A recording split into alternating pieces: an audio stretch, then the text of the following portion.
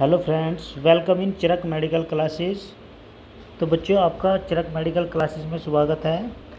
तो बच्चों, आज हम कुछ ऐसे इम्पोर्टेंट टॉपिक के बारे में बात करने वाले हैं जो बहुत ही इम्पोर्टेंट टॉपिक होंगे आपके सिलेबस के अकॉर्डिंग भी और आपके एग्ज़ाम के अकॉर्डिंग भी।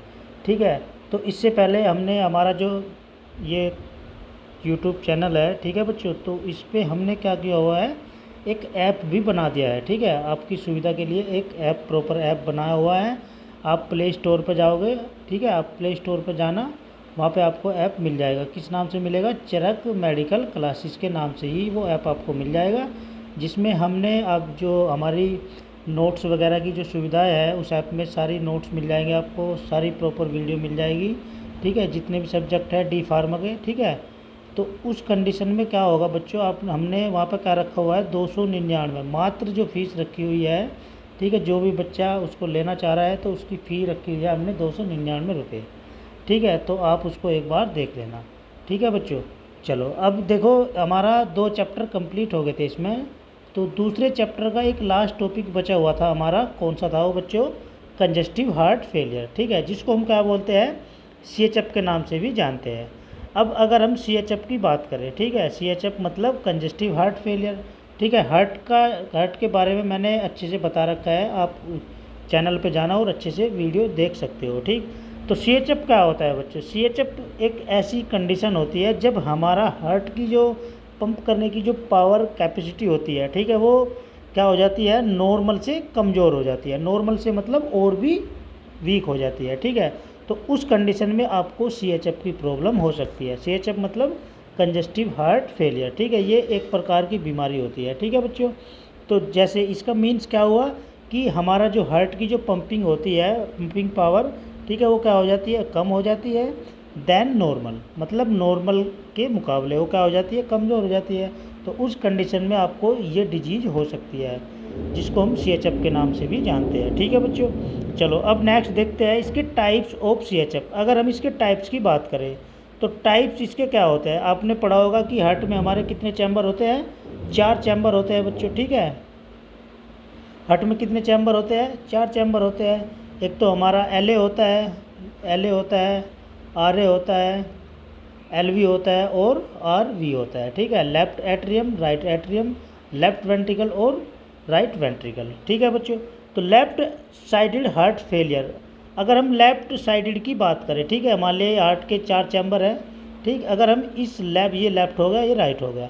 अगर हम लेफ़्ट की साइड की बात करें हार्ट की, ठीक है, तो उस कंडीशन में हार्ट फेलियर कब होगा, कब आता है? ठीक है, तो left sided heart failure arise मतलब आता है when the left ventricles does not pump efficiently. ठीक है, मतलब लेफ्ट साइड में आपका जो हार्ट फेलियर होगा तो कब होगा, जब आपका लेफ्ट वेंट्रिकल्स कंप्लीटली प्रॉपर तरीके से पंप नहीं करेगा। तो उस कंडीशन में क्या हो सकता है, आपका लेफ्ट साइड हार्ट फेलियर हो सकता है। ठीक है बच्चों, दूसरी चीज़, this prevent the body from getting enough oxygen reach blood. ठीक, अब उस कंडीशन में क्या होगा, जो आपकी बॉडी है, ठीक है, और जो वहाँ पे ऑक्सीजन की सप्लाई हो रही है, ब्लड की सप्लाई हो रही है, वो कम्प्लीटली उसको गेटिंग नहीं कर पाएगा, कम्प्लीटली उसको नहीं ले पाएगा। तो उस कंडीशन में आपका लेफ़्ट साइड हार्ट फेलियर हो सकता है। ठीक, चलो अब नेक्स्ट क्या है हमारा, राइट साइडेड हार्ट फेलियर। ठीक है, राइट साइडेड हार्ट फेलियर क्या होता है? तो इस कंडीशन में क्या होता है बच्चों, हमारा जो राइट वेंट्रिकल्स होते हैं, ठीक है, जो राइट वेंट्रिकल्स होते हैं वे किस चीज़ के लिए रेस्पॉन्सिबल होते हैं? पंपिंग के लिए रेस्पॉन्सिबल होते हैं। ठीक है, ब्लड को क्या करते हैं, पंप करते हैं और लंग्स तक उसको पहुंचाते हैं। ठीक है, कोल्ड ऑक्सीजन, ठीक है, जिसको हम क्या बोलते हैं, ऑक्सीजन।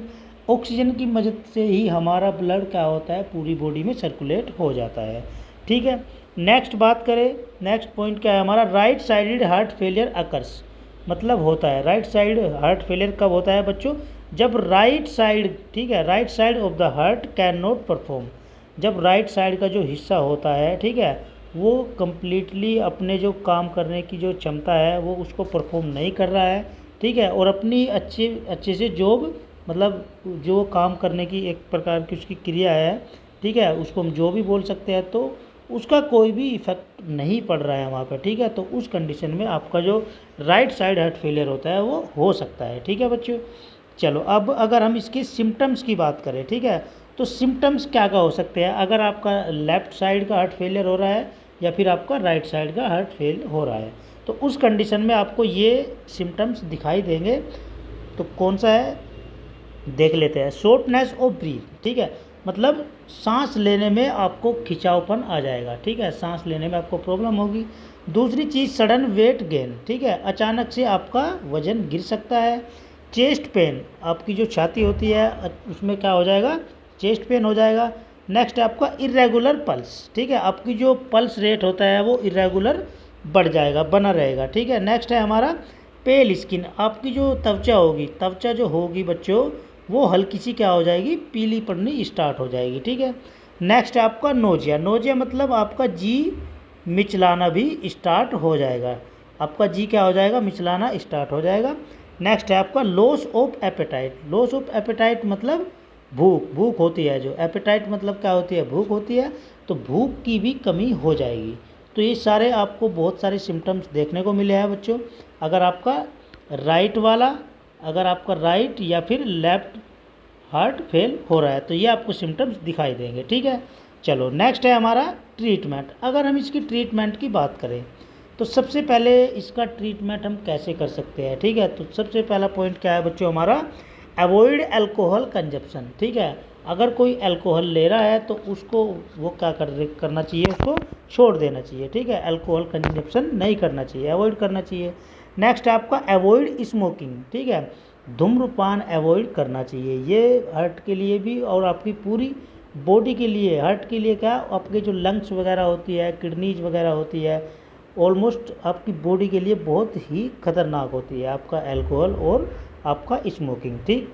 नेक्स्ट है आपका बैड रेस्ट, ठीक, बैड रेस्ट आपको नहीं करना चाहिए।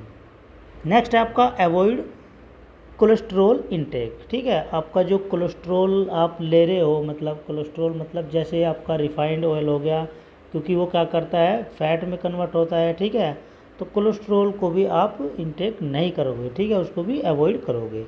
तो ये आपको क्या देखने को मिले, ट्रीटमेंट है ये, तो आप ऐसे ट्रीटमेंट कर सकते हो, ठीक है बच्चों।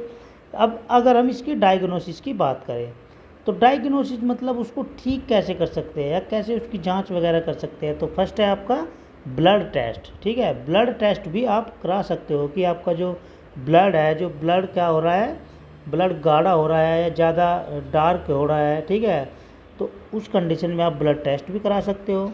दूसरा पॉइंट है हमारा चेस्ट एक्सरे, ठीक है, आपका जो छाती का एक्सरा होता है, ठीक है, वो भी आप करा सकते हो। ईसीजी भी आप करा सकते हो, इलेक्ट्रोकार्डियोग्राम, ठीक है, ये क्या होती है बच्चों, इलेक्ट्रोकार्डियोग्राम, ठीक है, ये क्या होती है, इलेक्ट्रोकार्डियोग्राम, ये भी आप करा सकते हो, ये हार्ट के लिए होती है। नेक्स्ट है आपका सीटी स्कैन, सीटी स्कैन मतलब कंप्यूटराइज टोमोग्राफी, ये क्या होती है, कंप्यूटराइज टोमोग्राफी, ठीक है बच्चों, ये क्या होती है आपकी कंप्यूटराइज टोमोग्राफी, स्कैन भी करा सकते हो और आपका एमआरआई भी करा सकते हो, ठीक है। दूसरी चीज़ मायोकार्डियल बायोप्सी, ठीक है, मायोकार्डियल बायोप्सी भी करा सकते हो आप। नेक्स्ट है आपका स्ट्रेस टेस्ट, स्ट्रेस टेस्ट भी आप करा सकते हो, क्योंकि स्ट्रेस की वजह से भी आपका जो ब्लड होता है वो गाढ़ा हो सकता है, ठीक है, और गाढ़ा होगा तो आपका हार्ट अटैक आने के बहुत ज़्यादा चांस होते हैं, क्योंकि ब्लड की जो सप्लाई होगी वो हार्ट तक कंप्लीट नहीं पहुंचेगी, ठीक। तो ये आपको क्या देखने को मिले बच्चे, डायग्नोसिस, ठीक है, तो इस प्रकार आप डायग्नोस करा सकते हो, ठीक। इतना हो गया, ये आपके 2 चैप्टर अब आज आपके कंप्लीट हो गए, ठीक है बच्चों। अब अगर हम चैप्टर 3 की बात करें, ठीक है, ये आपका फार्माकोथेरेप्यूटिक सब्जेक्ट चला हुआ है डिप्लोमा सेकेंड ईयर का, ठीक है, 2 चैप्टर आज आपके कंप्लीट हो गए बच्चों। तो अब अगर हम बात करें चैप्टर 3 की, ठीक है, तो चैप्टर 3 कौन सा है हमारा बच्चों, रेस्पिरेटरी सिस्टम, ठीक है, मतलब आपका श्वसन तंत्र, ठीक है बच्चों, इसको हम क्या बोलते हैं, श्वसन तंत्र, ठीक है, सांस लेने की जो प्रक्रिया होती है, ठीक है, वो मैंने बता रखा है, एचएपी रेस्पिरेटरी सिस्टम का एक पूरा प्रॉपर लेक्चर पड़ा हुआ है यूट्यूब पे, आप उसको अच्छे से देख लेना, ठीक है। अब ये क्या चल रही है यहाँ पे कि जो आपका रेस्पिरेटरी सिस्टम होता है उसके अंदर जितनी भी बीमारियाँ होती है, किस प्रकार होती है, कौन कौन सी होती है, ठीक है, तो वो सारी चीज़ें हम इसमें देख रहे हैं। तो रेस्पायरेटरी सिस्टम की अगर हम बात करें तो रेस्पायरेटरी सिस्टम क्या होता है बच्चों? तो ये क्या होता है, it is a chronic. Chronic का मतलब क्या होता है बच्चों? अच्छा मुझे बताओ चलो। एक होता है आपका क्रोनिक, एक होता है आपका एक्यूट, ठीक है। अब अगर हम क्रोनिक की बात करें तो क्रोनिक क्या होती है हमारी, ये लॉन्ग टर्म में आता है, लॉन्ग टर्म, ठीक है। और एक्यूट का मतलब शॉर्ट टर्म, ठीक है। तो ये क्या होती है, एक्यूट का मतलब शॉर्ट टर्म डिजीज होती है, ठीक है बच्चों। जैसे अचानक से आपको फीवर हो गया, ठीक है, या फिर आपको हाइपरटेंशन हो गया, तो वो क्या होती है, एक्यूट डिजीज होती है। और क्रोनिक क्या होती है, लॉन्ग टर्म डिजीज होती है, ठीक है बच्चों। तो रेस्पायरेटरी सिस्टम, ठीक, इतना हो गया। अब अगर हम बात करें कि ये क्या होती है, क्रोनिक मतलब लॉन्ग टर्म डिजीज होती है लंग्स की, ठीक है, जो फेफड़े होते हैं, that inflames and narrow the airway, ठीक है। जो एयर जाने का जो रास्ता है वो क्या हो जाएगा, धीरे धीरे नैरो हो जाएगा। मतलब ये आप ये समझ सकते हो यहाँ पर, ठीक है। ये तो ये क्या हो जाएगा, आगे नैरो होना स्टार्ट हो जाएगा बच्चों, ठीक है। ये क्या हो जाएगा, नैरो होना स्टार्ट हो जाएगा। तो उस कंडीशन में आपका जो ये लंग्स होते हैं, ठीक है बच्चों, ये लंग्स होते हैं, ठीक है, तो वहाँ पर कम्प्लीटली क्या होगा, सांस लेने में प्रॉब्लम होनी स्टार्ट हो जाएगी, ठीक। चलो नेक्स्ट पॉइंट है हमारा, it causes recurring periods of wheezing, chest tightness, shortness of breath and coughing. तो इस कंडीशन में क्या का कारण बन सकते हैं बच्चों, इस पीरियड में वीजिंग मतलब आपको बजने की आवाज़, जैसे सीटीसी बजती है ना, वो उस प्रकार आपको बजने की आवाज़ सुनाई देगी। आपकी जो छाती होगी, ठीक है, वो क्या हो जाएगी, उसमें हल्की सी चुभन होगी और वो टाइट हो जाएगी। शॉर्टनेस ऑफ ब्रीथ, सांस लेने में आपको कठिनाइयाँ होगी। एंड कफिंग, कफ की भी शिकायत बन सकती है, ठीक है बच्चों, ये समझ में आया। चलो अब अगर हम इसकी अस्थमा, तो ये रेस्पायरेटरी सिस्टम से जो जुड़ी हुई बीमारियां होती है, जैसे लंग्स डिजीज होगी, अस्थमा वगैरह हो गया, ठीक है, टीबी हो गया, ठीक है। ये अब अगर हम बात करें इसकी टाइप्स ऑफ अस्थमा की, तो अस्थमा जो कितने प्रकार की होती है, ठीक है बच्चों। तो क्या होती है अस्थमा आपकी, दो प्रकार की होती है। कौन कौन सी होती है? फर्स्ट है हमारा एक्सट्रिंसिक अस्थमा, ठीक है। फर्स्ट कौन सा है हमारा, एक्सट्रिंसिक अस्थमा, जिसको हम क्या बोलते हैं, एटोपिक और एलर्जिक अस्थमा के नाम से भी जानते हैं, ठीक है बच्चों, जिसको हम क्या बोलते हैं, एटोपिक और एलर्जिक अस्थमा के नाम से भी जानते हैं। सेकंड है हमारा इंट्रिंसिक अस्थमा, ठीक। इंट्रिंसिक अस्थमा क्या होता है, नॉन एटोपिक अस्थमा, इसको हम क्या बोलते हैं बच्चों, नॉन एटोपिक अस्थमा के नाम से भी जानते हैं, ठीक, इतना हो गया। अब अगर हम बात करें एक्सट्रिंसिक अस्थमा के बारे में कि आपकी जो एक्सट्रिंसिक अस्थमा होती है वो क्या होती है, तो उसको क्या बोलते हैं बच्चों, कोल्ड एलर्जिक अस्थमा, इसको क्या बोलते हैं हम, एलर्जिक, ठीक है, मतलब एलर्जी टाइप की होती है ना, ठीक है, तो उसको हम क्या बोलेंगे, एलर्जिक अस्थमा बोलेंगे, ठीक है। ये कब और किस में होती है, it occurs in children and young adult, ठीक है, मतलब ये जो होती है वो बच्चों के अंदर होती है, और जो यंग एडल्ट है, ठीक है, लगभग 25 से 35 साल या 45 साल, वो क्या होते हैं, यंग एडल्ट्स होते हैं बच्चे, ठीक है। तो हु हैव एटोपिक, ठीक है, उसको क्या बोलेंगे हम, एटोपिक बोलेंगे, मतलब टाइप 1 वाली, टाइप 1 की जो कंडीशन होगी, ठीक है, उसको क्या बोलेंगे, allergic asthma. Hypersensitivity to foreign proteins, ठीक है, तो उस कंडीशन में क्या होगा, जो आपकी जो फॉरेन प्रोटीन है, ठीक है, उसकी क्या हो जाएगी, हाइपर सेंसिटिविटी, जो उसकी एक्टिविटी है वो क्या हो जाएगी, बढ़ जाएगी, ठीक है, बच्चों के अंदर और आपके जो यंग्स अडल्ट होते हैं, ठीक है बच्चों, इतना हो गया। ये क्या होती है हमारी एक्सट्रिंसिक अस्थमा होती है, ठीक। अब अगर हम बात करें किसकी, इंट्रिंसिक अस्थमा, ठीक है। इंट्रिंसिक अस्थमा की अब हम बात करें तो इसको क्या बोलते हैं बच्चों, हम called as non allergic asthma, इसको क्या बोलते हैं हम, नॉन एलर्जिक अस्थमा के नाम से भी जानते हैं। क्यों जानते हैं, क्योंकि these irritant stimulant parasympathetic nerve fibres in the airway causing bronchoconstriction and inflammation.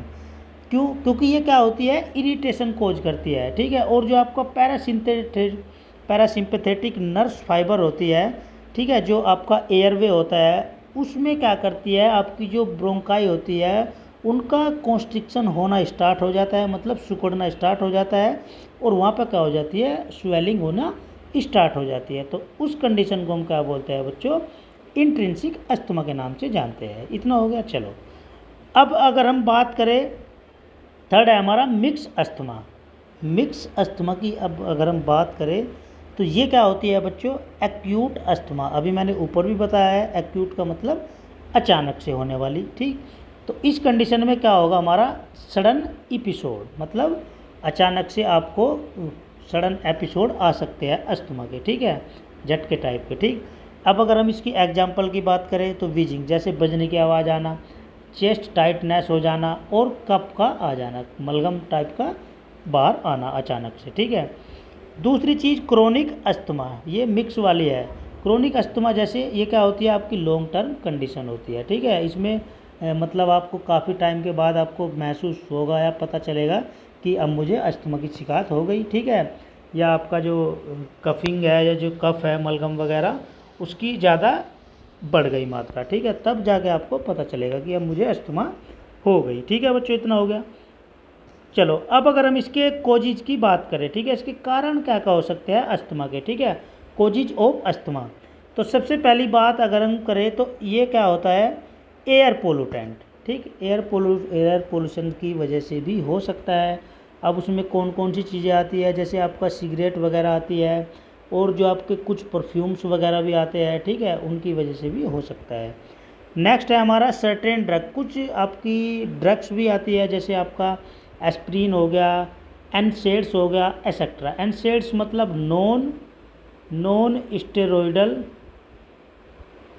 एक मिनट हल्का सा यहाँ पर पेन चेंज कर लेते हैं बच्चों, ठीक है, आपको दिखाई नहीं दे रहा होगा, ठीक है। तो ये क्या होता है, non steroidal anti inflammatory drugs, ठीक है, ये क्या होती है, NSAIDs non steroidal anti inflammatory drugs, ठीक है, इसकी वजह से भी हो सकता है। नेक्स्ट है आपको कोल्ड एयर, ठंडी एयर, ठीक है, जैसे आप एसी वगैरह चला रहे हो और आपको एसी सूट नहीं कर रही है, आप एसी में सो गए, आपको जुकाम मलगम बन गया, तो उस कंडीशन में भी हो सकता है। नेक्स्ट है आपका अपर रेस्पिरेटरी ट्रैक्ट, ठीक है, मतलब जिसको हम क्या बोलते हैं, URTI। URTI क्या होता है बच्चों, अपर रेस्पिरेटरी ट्रैक्ट इन्फेक्शन भी आपको हो सकता है, ठीक है। नेक्स्ट है आपका इमोशनली स्ट्रेस, अगर आप इमोशनली भी चल रहे हो तो उस कंडीशन में भी आपको मलगम की शिकायत बन सकती है। नेक्स्ट है आपका हैवी एक्सरसाइज, अगर आप हैवी एक्सरसाइज कर रहे हो तो उस कंडीशन में भी हो सकता है, ठीक है बच्चों। तो ये अस्थमा के कारण थे, ठीक है। चलो अब नेक्स्ट आगे देख लेते हैं इसकी पैथोफिजियोलॉजी के बारे में। पैथोफिजियोलॉजी के बारे में देख लेते हैं बच्चों, ठीक है, ये बहुत ही इम्पोर्टेंट है। फ्लो चार्ट मैंने जो बनाया हुआ है कि आपकी जो अस्थमा है कैसे कैसे फैल रही है, ठीक है बच्चों, ये बहुत बड़ा, थोड़ा बड़ा है फ्लो चार्ट, इसको हम ऐसे ही समझेंगे पॉइंट टू पॉइंट, ठीक।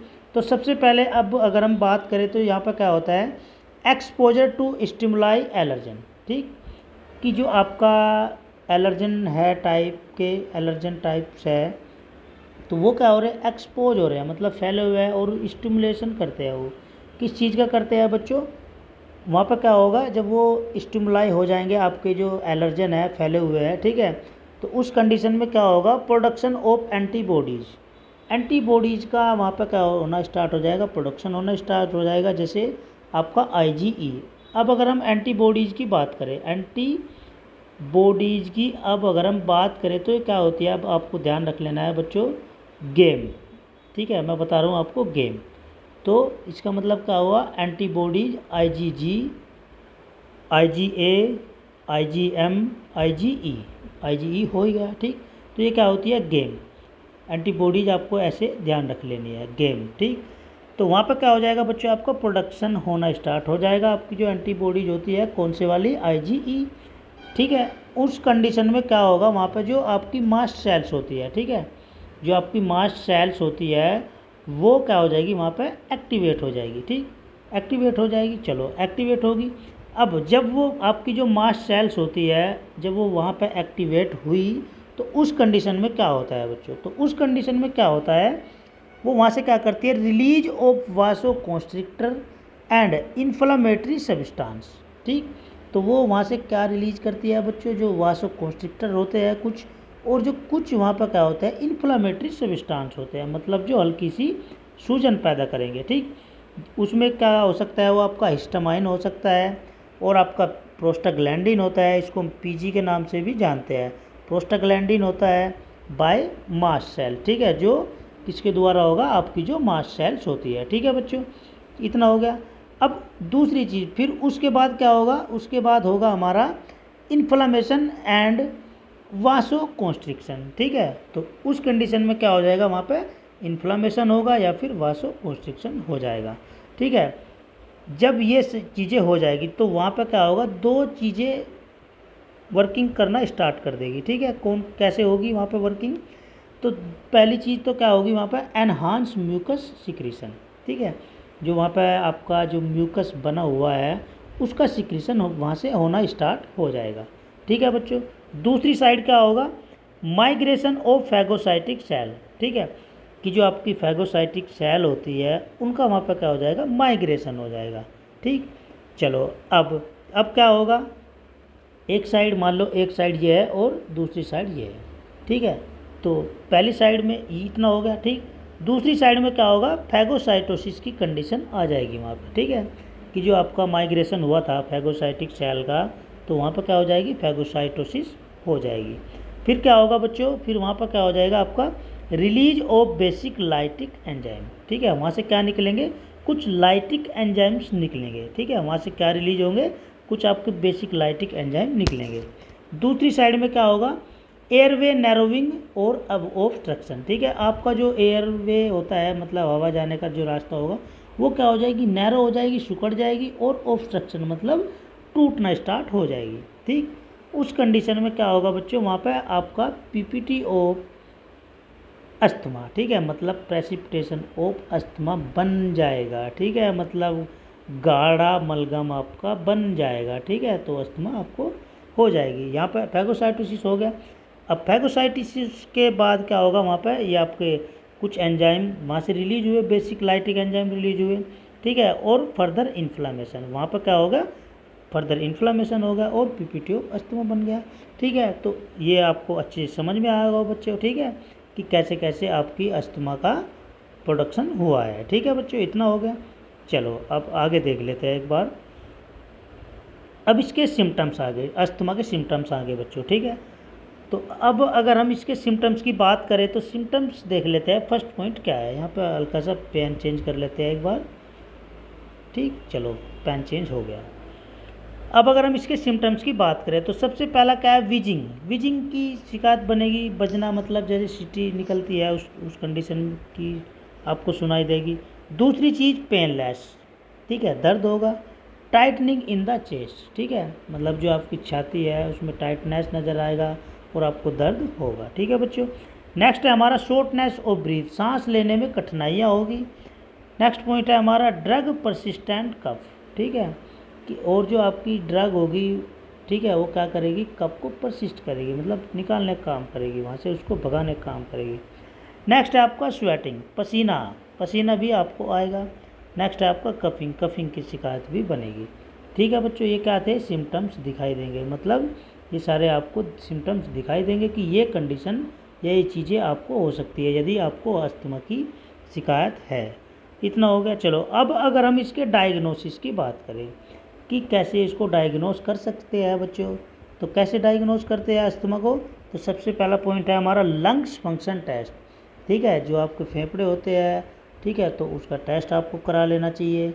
तो इसमें कौन सा टेस्ट होता है बच्चों, स्पायरोमेट्री, स्पायरोमेट्री, ये इंपॉर्टेंट क्वेश्चन है बच्चों, ठीक है, स्पायरोमेट्री बोलते हैं उसको, लंग फंक्शन टेस्ट को, ठीक है। ये क्या करता है बच्चों, measures how quickly the lungs fill and empty, ठीक है, मतलब उसकी जो आपका लंग्स मतलब कितनी जल्दी भर रहा है, कितनी जल्दी खाली हो रहा है, ठीक है, तो उसको मेजर्स करता है ये, ठीक। नेक्स्ट है हमारा लंग्स वॉल्यूम टेस्ट, लंग्स की अंदर वॉल्यूम कितनी है उसका टेस्ट भी आप करा सकते हो। नेक्स्ट है आपका सेप्टम इन्वेस्टिगेशन, सेप्टम इन्वेस्टिगेशन क्या होता है बच्चों, थूक होता है, ठीक है, जो थूक वगैरह होता है ना, तो उसको सेप्टम बोलते हैं बच्चों, तो उसका भी इन्वेस्टिगेशन आप करा सकते हो, मतलब उसका भी पता करा सकते हो, ठीक है, उसमें मलगम की शिकायत बनी हुई है या नहीं बनी हुई है, ठीक। दूसरी चीज़ ब्लड टेस्ट, ब्लड टेस्ट भी आप करा सकते हो। नेक्स्ट है आपका चेस्ट एक्सरे, चेस्ट एक्सरे भी आप करा सकते हो, ठीक है बच्चों, इतना हो गया। चलो आपके ये 3 चैप्टर कंप्लीट हो गए। ठीक है, इतना समझ में आया होगा आपको। ठीक है, अब नेक्स्ट चैप्टर की अब अगर हम बात करें बच्चों, तो नेक्स्ट चैप्टर क्या है हमारा, एंडोक्राइन सिस्टम। ये बहुत ही प्यारा चैप्टर है आपका एंडोक्राइन सिस्टम, जो कि मैंने HAP के अंदर लेक्चर प्रॉपर अच्छे से ले रखा है। जो आपको ग्लैंड के बारे में जानना है तो आप चैनल पे जाओ और वहाँ से उस वीडियो को अच्छे से देख सकते हो। ठीक, एंडोक्राइन सिस्टम क्या होता है। ठीक है, अब एंडोक्राइन से जुड़ी हुई समस्याएं, जितनी भी बीमारियां, डिजीज वगैरह होती है, उनके बारे में डिस्कस कर लेते हैं, एक बार देख लेते हैं कि क्या होता है। तो सबसे पहले अगर हम बात करें तो डायबिटीज़ की। ठीक है बच्चों, डायबिटीज़ आपने नाम भी सुना होगा। डायबिटीज़ क्या होती है, चलो मुझे बताओ, आप कमेंट बॉक्स में बताना कि डायबिटीज़ क्या होती है। ठीक, तो डायबिटीज़ क्या होती है बच्चों, इस कंडीशन में क्या होता है, हमारा जो ब्लड होता है, ब्लड के अंदर जो ग्लूकोज का लेवल होता है बच्चों, ठीक है, ब्लड के अंदर जो आपका ग्लूकोज का लेवल होता है वो क्या हो जाएगा, बढ़ जाता है। ठीक है, तो उस कंडीशन में आपको डायबिटीज़ हो सकती है। तो चलो देख लेते हैं। Diabetes is a condition that impairs the body ability to process blood glucose and it is a chronic metabolic disorder, increase glucose level in blood.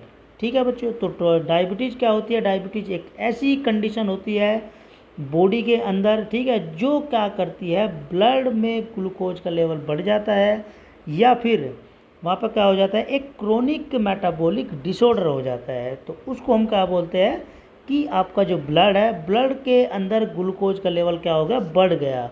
ठीक है, तो उस कंडीशन में आपको डायबिटीज़ हो सकती है।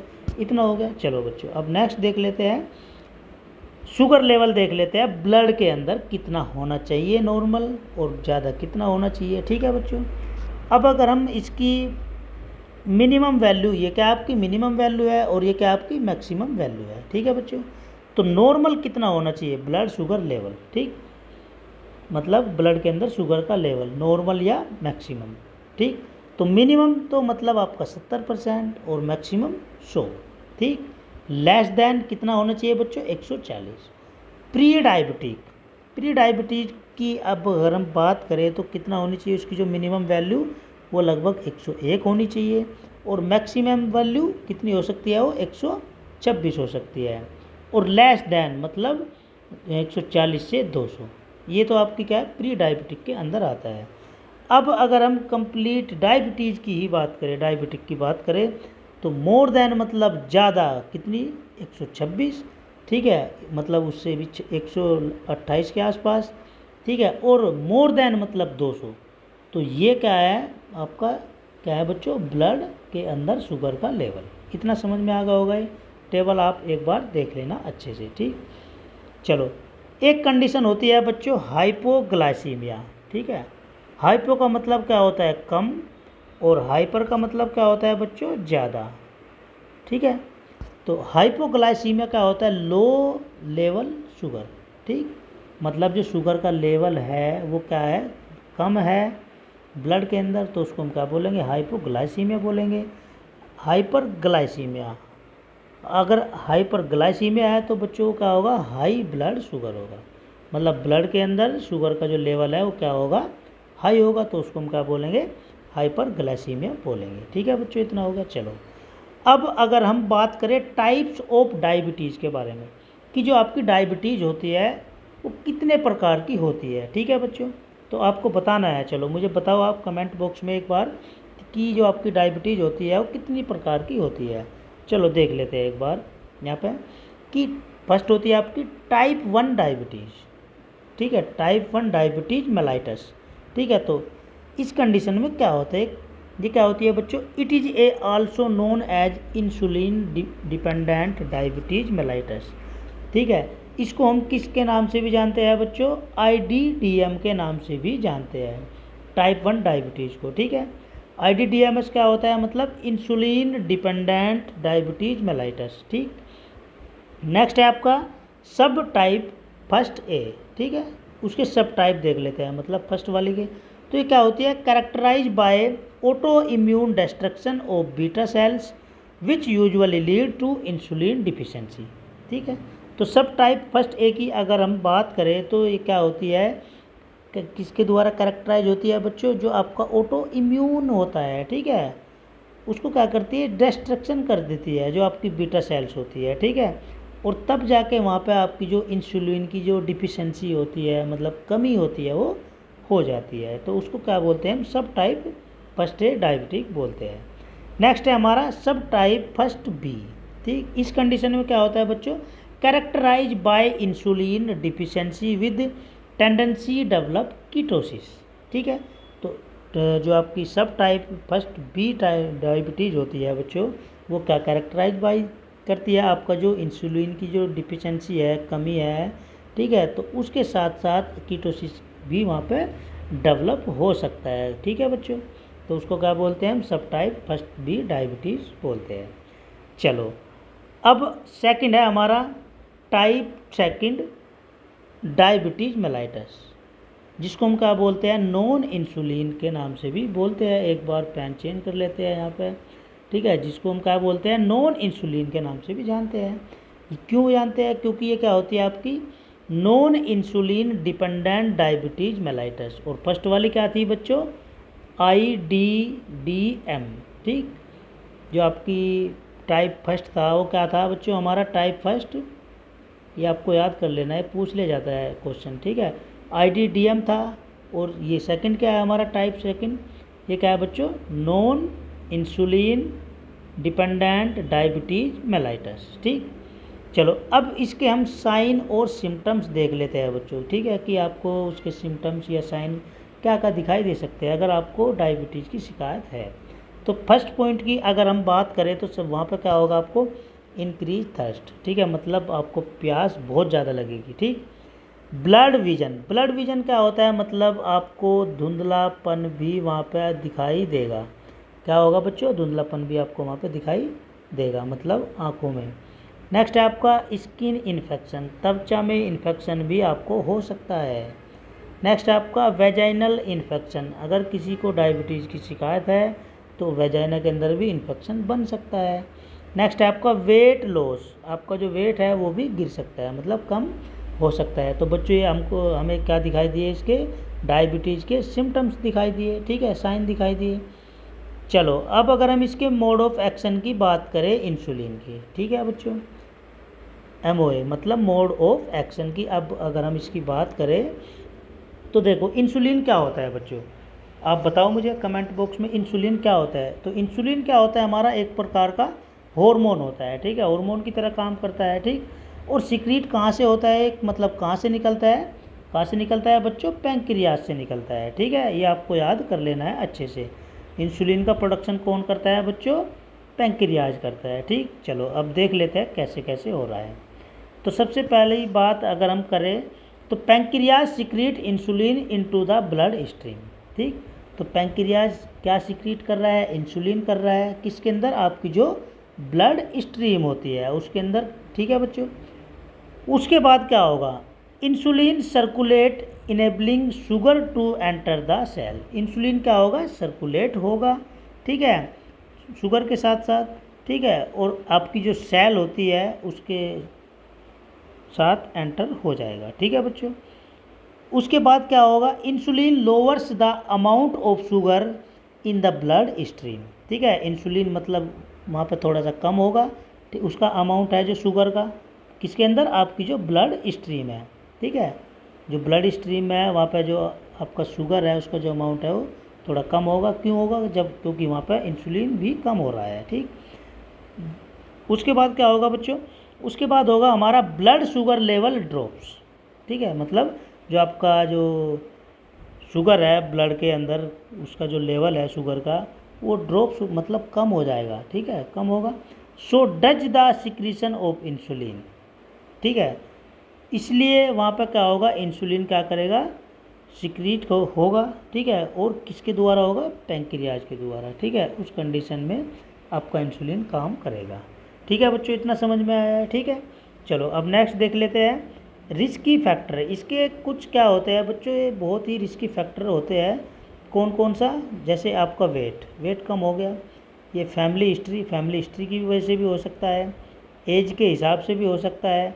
नेक्स्ट है आपका गैस्ट्रेशनल डायबिटीज़ भी होती है, नेक्स्ट है आपका पॉलीसिस्टिक ओवेरी सिंड्रोम भी होता है, जिसको हम POS के नाम से भी जानते हैं। ठीक, नेक्स्ट है आपका हाई ब्लड प्रेशर। ठीक है, इतना हो गया। चलो अब अगर हम इसकी कॉम्प्लिकेशन के बारे में बात करें बच्चों, तो कॉम्प्लिकेशन क्या क्या हो सकते हैं। देखो सबसे पहला पॉइंट क्या है आपका, कार्डियोवास्कुलर डिजीज, मतलब आपको जो कार्डियक होता है, मतलब पूरा हार्ट होता है, तो वो बीमारी भी आपको हो सकती है बच्चों। ठीक है, नेक्स्ट है आपका नर्व डैमेज, आपकी जो नर्व होती है, नर्व मतलब जो आपके न्यूरॉन्स वगैरह होते हैं, ठीक है, वो भी डैमेज हो सकते हैं बच्चों। किडनी डैमेज, आपकी किडनी भी डैमेज हो सकती है। ठीक, नेक्स्ट है आपका आई डैमेज, आई भी मतलब आँख भी आपकी डैमेज हो सकती है। नेक्स्ट है आपका फुट डैमेज, फुट मतलब पैर, पैर में भी कमी भी आ सकती है। ठीक, नेक्स्ट है आपका स्किन एंड एल्जाइमर डिजीज भी हो सकती है, एल्जाइमर डिजीज भी हो सकती है, और स्किन मतलब त्वचा के अंदर भी बीमारी आ सकती है। तो ये हमें क्या दिखाई मिले बच्चों, कॉम्प्लिकेशन। ठीक है, चलो अब अगर हम नेक्स्ट बात करें इसके डायग्नोसिस की, कि डायग्नोसिस को हम कैसे कर सकते हैं। ठीक, तो कैसे कर सकते हैं बच्चों, ओरल ग्लूकोज टॉलरेंस टेस्ट, जिसको हम क्या बोलते हैं, OGTT ये टेस्ट करते हैं हम इसके लिए। दूसरी चीज़ ब्लड टेस्ट भी हम करा सकते हैं। ठीक है बच्चों, ब्लड टेस्ट भी हम करा सकते हैं। नेक्स्ट आपका ग्लाइकेटेड हीमोग्लोबिन टेस्ट भी करा सकते हैं, जिसको हम क्या बोलते हैं, GHT भी करा सकते हैं, ये वाला टेस्ट। और यूरिन टेस्ट भी करा सकते हैं बच्चों। ठीक है, और एक इसकी पहचान होती है बच्चों डायबिटीज़ की, कि जो आपका जो यूरिन होता है, ठीक है, तो उसमें भी जो आपका शुगर का जो लेवल है, क्योंकि जब शुगर का लेवल बढ़ रही है तो यूरिन के अंदर भी शुगर आएगा। तो जैसे आप कहीं भी आप यूरिन करोगे तो वहाँ पर क्या हो जाएगी बच्चों, चींटियाँ आ जाएगी। ठीक है, क्यों आ जाएगी, क्योंकि आपका यूरिन भी मीठा हो जाएगा। ठीक है, यूरिन टेस्ट भी आप करा सकते हो। ठीक, चलो अब नेक्स्ट है आपका ओरल हाइपोग्लाइसेमिक ड्रग। कुछ हमारी क्या होती है, ओरल हाइपोग्लाइसेमिक ड्रग होती है। कौन कौन सी होती है बच्चों, टोलबुटामाइड होती है, क्लोरप्रोपेमाइड होती है, और आपका गिलिपजाइड भी होती है, ये आपकी ड्रग है। ठीक, और हर्बल ड्रग की अगर हम बात करें, हर्बल ड्रग कौन कौन सी होती है, आपका ग्वारगम भी यूज कर सकते हो, सटाइवा भी यूज कर सकते हो। ठीक है, सटाइवा ये हमारी जो कुछ क्या होती है हर्बल मेडिसिन या ड्रग होती है। और आपका पनीर बोटी, ठीक है, पनीर बोटी भी यूज कर सकते हो, ये आपकी हर्बल ड्रग के अंदर आती है। ठीक है बच्चों, चलो अब नेक्स्ट टॉपिक है आपका बच्चों थायराइड डिसऑर्डर। ठीक है, थायराइड डिसऑर्डर क्या होता है बच्चों, कोई बताएगा मुझे, बताओ चलो जल्दी, थायराइड डिसऑर्डर क्या होता है। ठीक है, चलो देख लेते हैं थायराइड डिसऑर्डर क्या होता है बच्चों। तो सबसे पहले अगर हम बात करें थायराइड ग्लैंड, जो आपने नाम सुना होगा, ग्लैंड बहुत सारी होती है। ठीक है बच्चों, कितनी ग्लैंड होती है आप मुझे कमेंट बॉक्स में बताना, ग्लैंड्स कितनी होती है हमारे शरीर के अंदर। ठीक है, तो थायराइड ग्लैंड क्या होती है बच्चों, thyroid gland is the largest endocrine gland. ठीक है, मतलब थायराइड ग्लैंड जो होती है ठीक है, वो क्या होती है, लार्जेस्ट एंडोक्राइन ग्लैंड होती है। ठीक है, इट इज सिक्रीट, और वो क्या सिक्रीट करती है, T3 T4 हॉर्मोन्स निकालती है वहाँ से। ठीक है, T3 को हम क्या बोलते हैं, ट्राई आइडोथायरोनिन बोलते हैं, और आपका T4 क्या होता है, थायरोक्सिन होता है बच्चों। ठीक है, ये आपको याद कर लेना है, बहुत ही इम्पोर्टेंट और प्यारा क्वेश्चन है, जो आपके फार्मासिस्ट या फिर गवर्नमेंट एग्जाम के लिए पूछा जाता है, कि आपकी जो थायराइड ग्लैंड होती है वो क्या क्या सिक्रीट करती है। तो क्या क्या सिक्रीट करती है बच्चों, T3 T4 सिक्रीट करती है, ट्राई आइडोथायरोनिन या फिर थायरोक्सिन। ठीक, नेक्स्ट देखते हैं हाइपोथैलेमस। ठीक है, नेक्स्ट पॉइंट की अगर हम बात करें, हाइपोथैलेमस जो ग्लैंड होती है, hypothalamus release thyrotropin releasing hormones. ठीक है, ये क्या रिलीज करता है बच्चों, थायरोट्रोपिन रिलीज करता है हार्मोन। ठीक है, which act on anterior pituitary and stimulate. ठीक है, और ये किस पे एक्ट करेगा, किसके ऊपर एक्ट करेगा, जो आपकी एंटीरियर पिट्यूटरी ग्लैंड होती है, और उसको क्या कर देगा, स्टिमुलेट कर देगा। स्टिमुलेट मतलब उसको उत्तेजित कर देगा। ठीक, आफ्टर स्टिमुलेशन, उसके उत्तेजित होने के बाद क्या होगा, anterior pituitary gland release thyroid stimulating hormone. ठीक है, जो आपकी एंटीरियर पिट्यूटरी ग्लैंड है, जब वो स्टिमुलेट उत्तेजित हो जाएगी, तो उत्तेजित होने के बाद जो आपकी एंटीरियर पिट्यूटरी ग्लैंड है वो क्या करेगी, थायराइड स्टिमुलेटिंग हार्मोन वहाँ से निकालना स्टार्ट कर देगी, जिसको हम TSH के नाम से जानते हैं। ठीक है, जब उसने वहाँ से इस हार्मोन को निकाल दिया तो this hormone act on thyroid gland, तो तब जाके ये वाला हार्मोन TSH जो हार्मोन है, ये हार्मोन क्या करेगा, वहाँ पे एक्ट करेगा थायराइड ग्लैंड के ऊपर, और वहाँ से क्या रिलीज होंगे बच्चों, T3 T4 हार्मोन्स निकलेंगे। ठीक है, वहाँ से क्या रिलीज होंगे, T3 T4। इतना समझ में आया होगा आपको। चलो नेक्स्ट देखते हैं, नेक्स्ट टॉपिक क्या है हमारा, हाइपोथायरॉयडिज्म। हाइपो का मतलब मैंने अभी ऊपर भी बताया है, कम। ठीक है, हाइपोथायरॉयडिज्म क्या होता है बच्चों, तो ये क्या होता है बच्चों, ये भी एक प्रकार की बीमारी, डिजीज ही होती है। It is an endocrine disorder. ये क्या होता है, जो आपकी एंडोक्राइन ग्लैंड होती है, ठीक है, एंडोक्राइन डिसऑर्डर ही होता है। ठीक, इन विच थायराइड ग्लैंड, ठीक, थायराइड ग्लैंड के अंदर thyroid gland fails to produce enough amount of thyroid hormones. जब आपकी जो थायराइड ग्लैंड है वो फेल्स हो जाएगी और कम मात्रा में, या मतलब और भी कम मात्रा में, नॉर्मल से कम मात्रा में आपका जो थायराइड हार्मोन्स होता है वो वहाँ से निकलना बंद हो जाएगा, तो उस कंडीशन में आपको एंडोक्राइन डिसऑर्डर हो सकता है। उसको हम क्या बोलते हैं, हाइपोथायरॉयडिज्म बोलते हैं। ठीक है बच्चों, चलो अब अगर हम इसके टाइप्स की बात करें तो टाइप्स कितने होते हैं इसके बच्चों, टाइप्स होते हैं इसके 3, प्राइमरी, सेकेंडरी और टर्सरी। ठीक, तो प्राइमरी में क्या है आपका, thyroid the sources of the problem. ठीक है, मतलब जो प्राइमरी में होगा तो प्रॉब्लम जो आएगी किसकी वजह से आएगी बच्चों, थायराइड की वजह से आएगी। अगर सेकेंडरी की बात करें तो सेकेंडरी में किसकी वजह से प्रॉब्लम होगी, ठीक है, तो पिट्यूटरी ग्लैंड की वजह से होगी प्रॉब्लम। अगर हम टर्सरी की बात करें तो टर्सरी में जो प्रॉब्लम का जो सोर्स है वो कौन है, हाइपोथैलेमस। ठीक, इतना समझ में आ गया हो। ठीक है, चलो अब अगर हम इसके सिम्टम्स की बात करें बच्चों, तो सिम्टम्स क्या क्या दिखाई देंगे हमें। ठीक है, तो सबसे पहली बात तो increase sensitivity of to cold. ठीक है, मतलब जो सेंसिटिविटी है, मतलब ठंडेपन की, वो बढ़ जाएगी। ठीक, कॉन्स्टिपेशन मतलब कब्ज की शिकायत भी बन सकती है।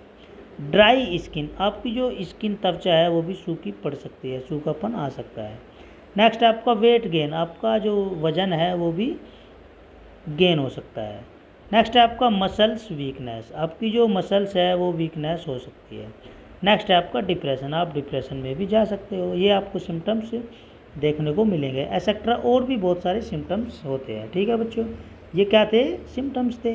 ठीक, अब इसको हम डायग्नोज कैसे कर सकते हैं बच्चों, डायग्नोज कैसे कर सकते हैं हम इसको, तो फर्स्ट पॉइंट है आपका हिस्ट्री कलेक्शन।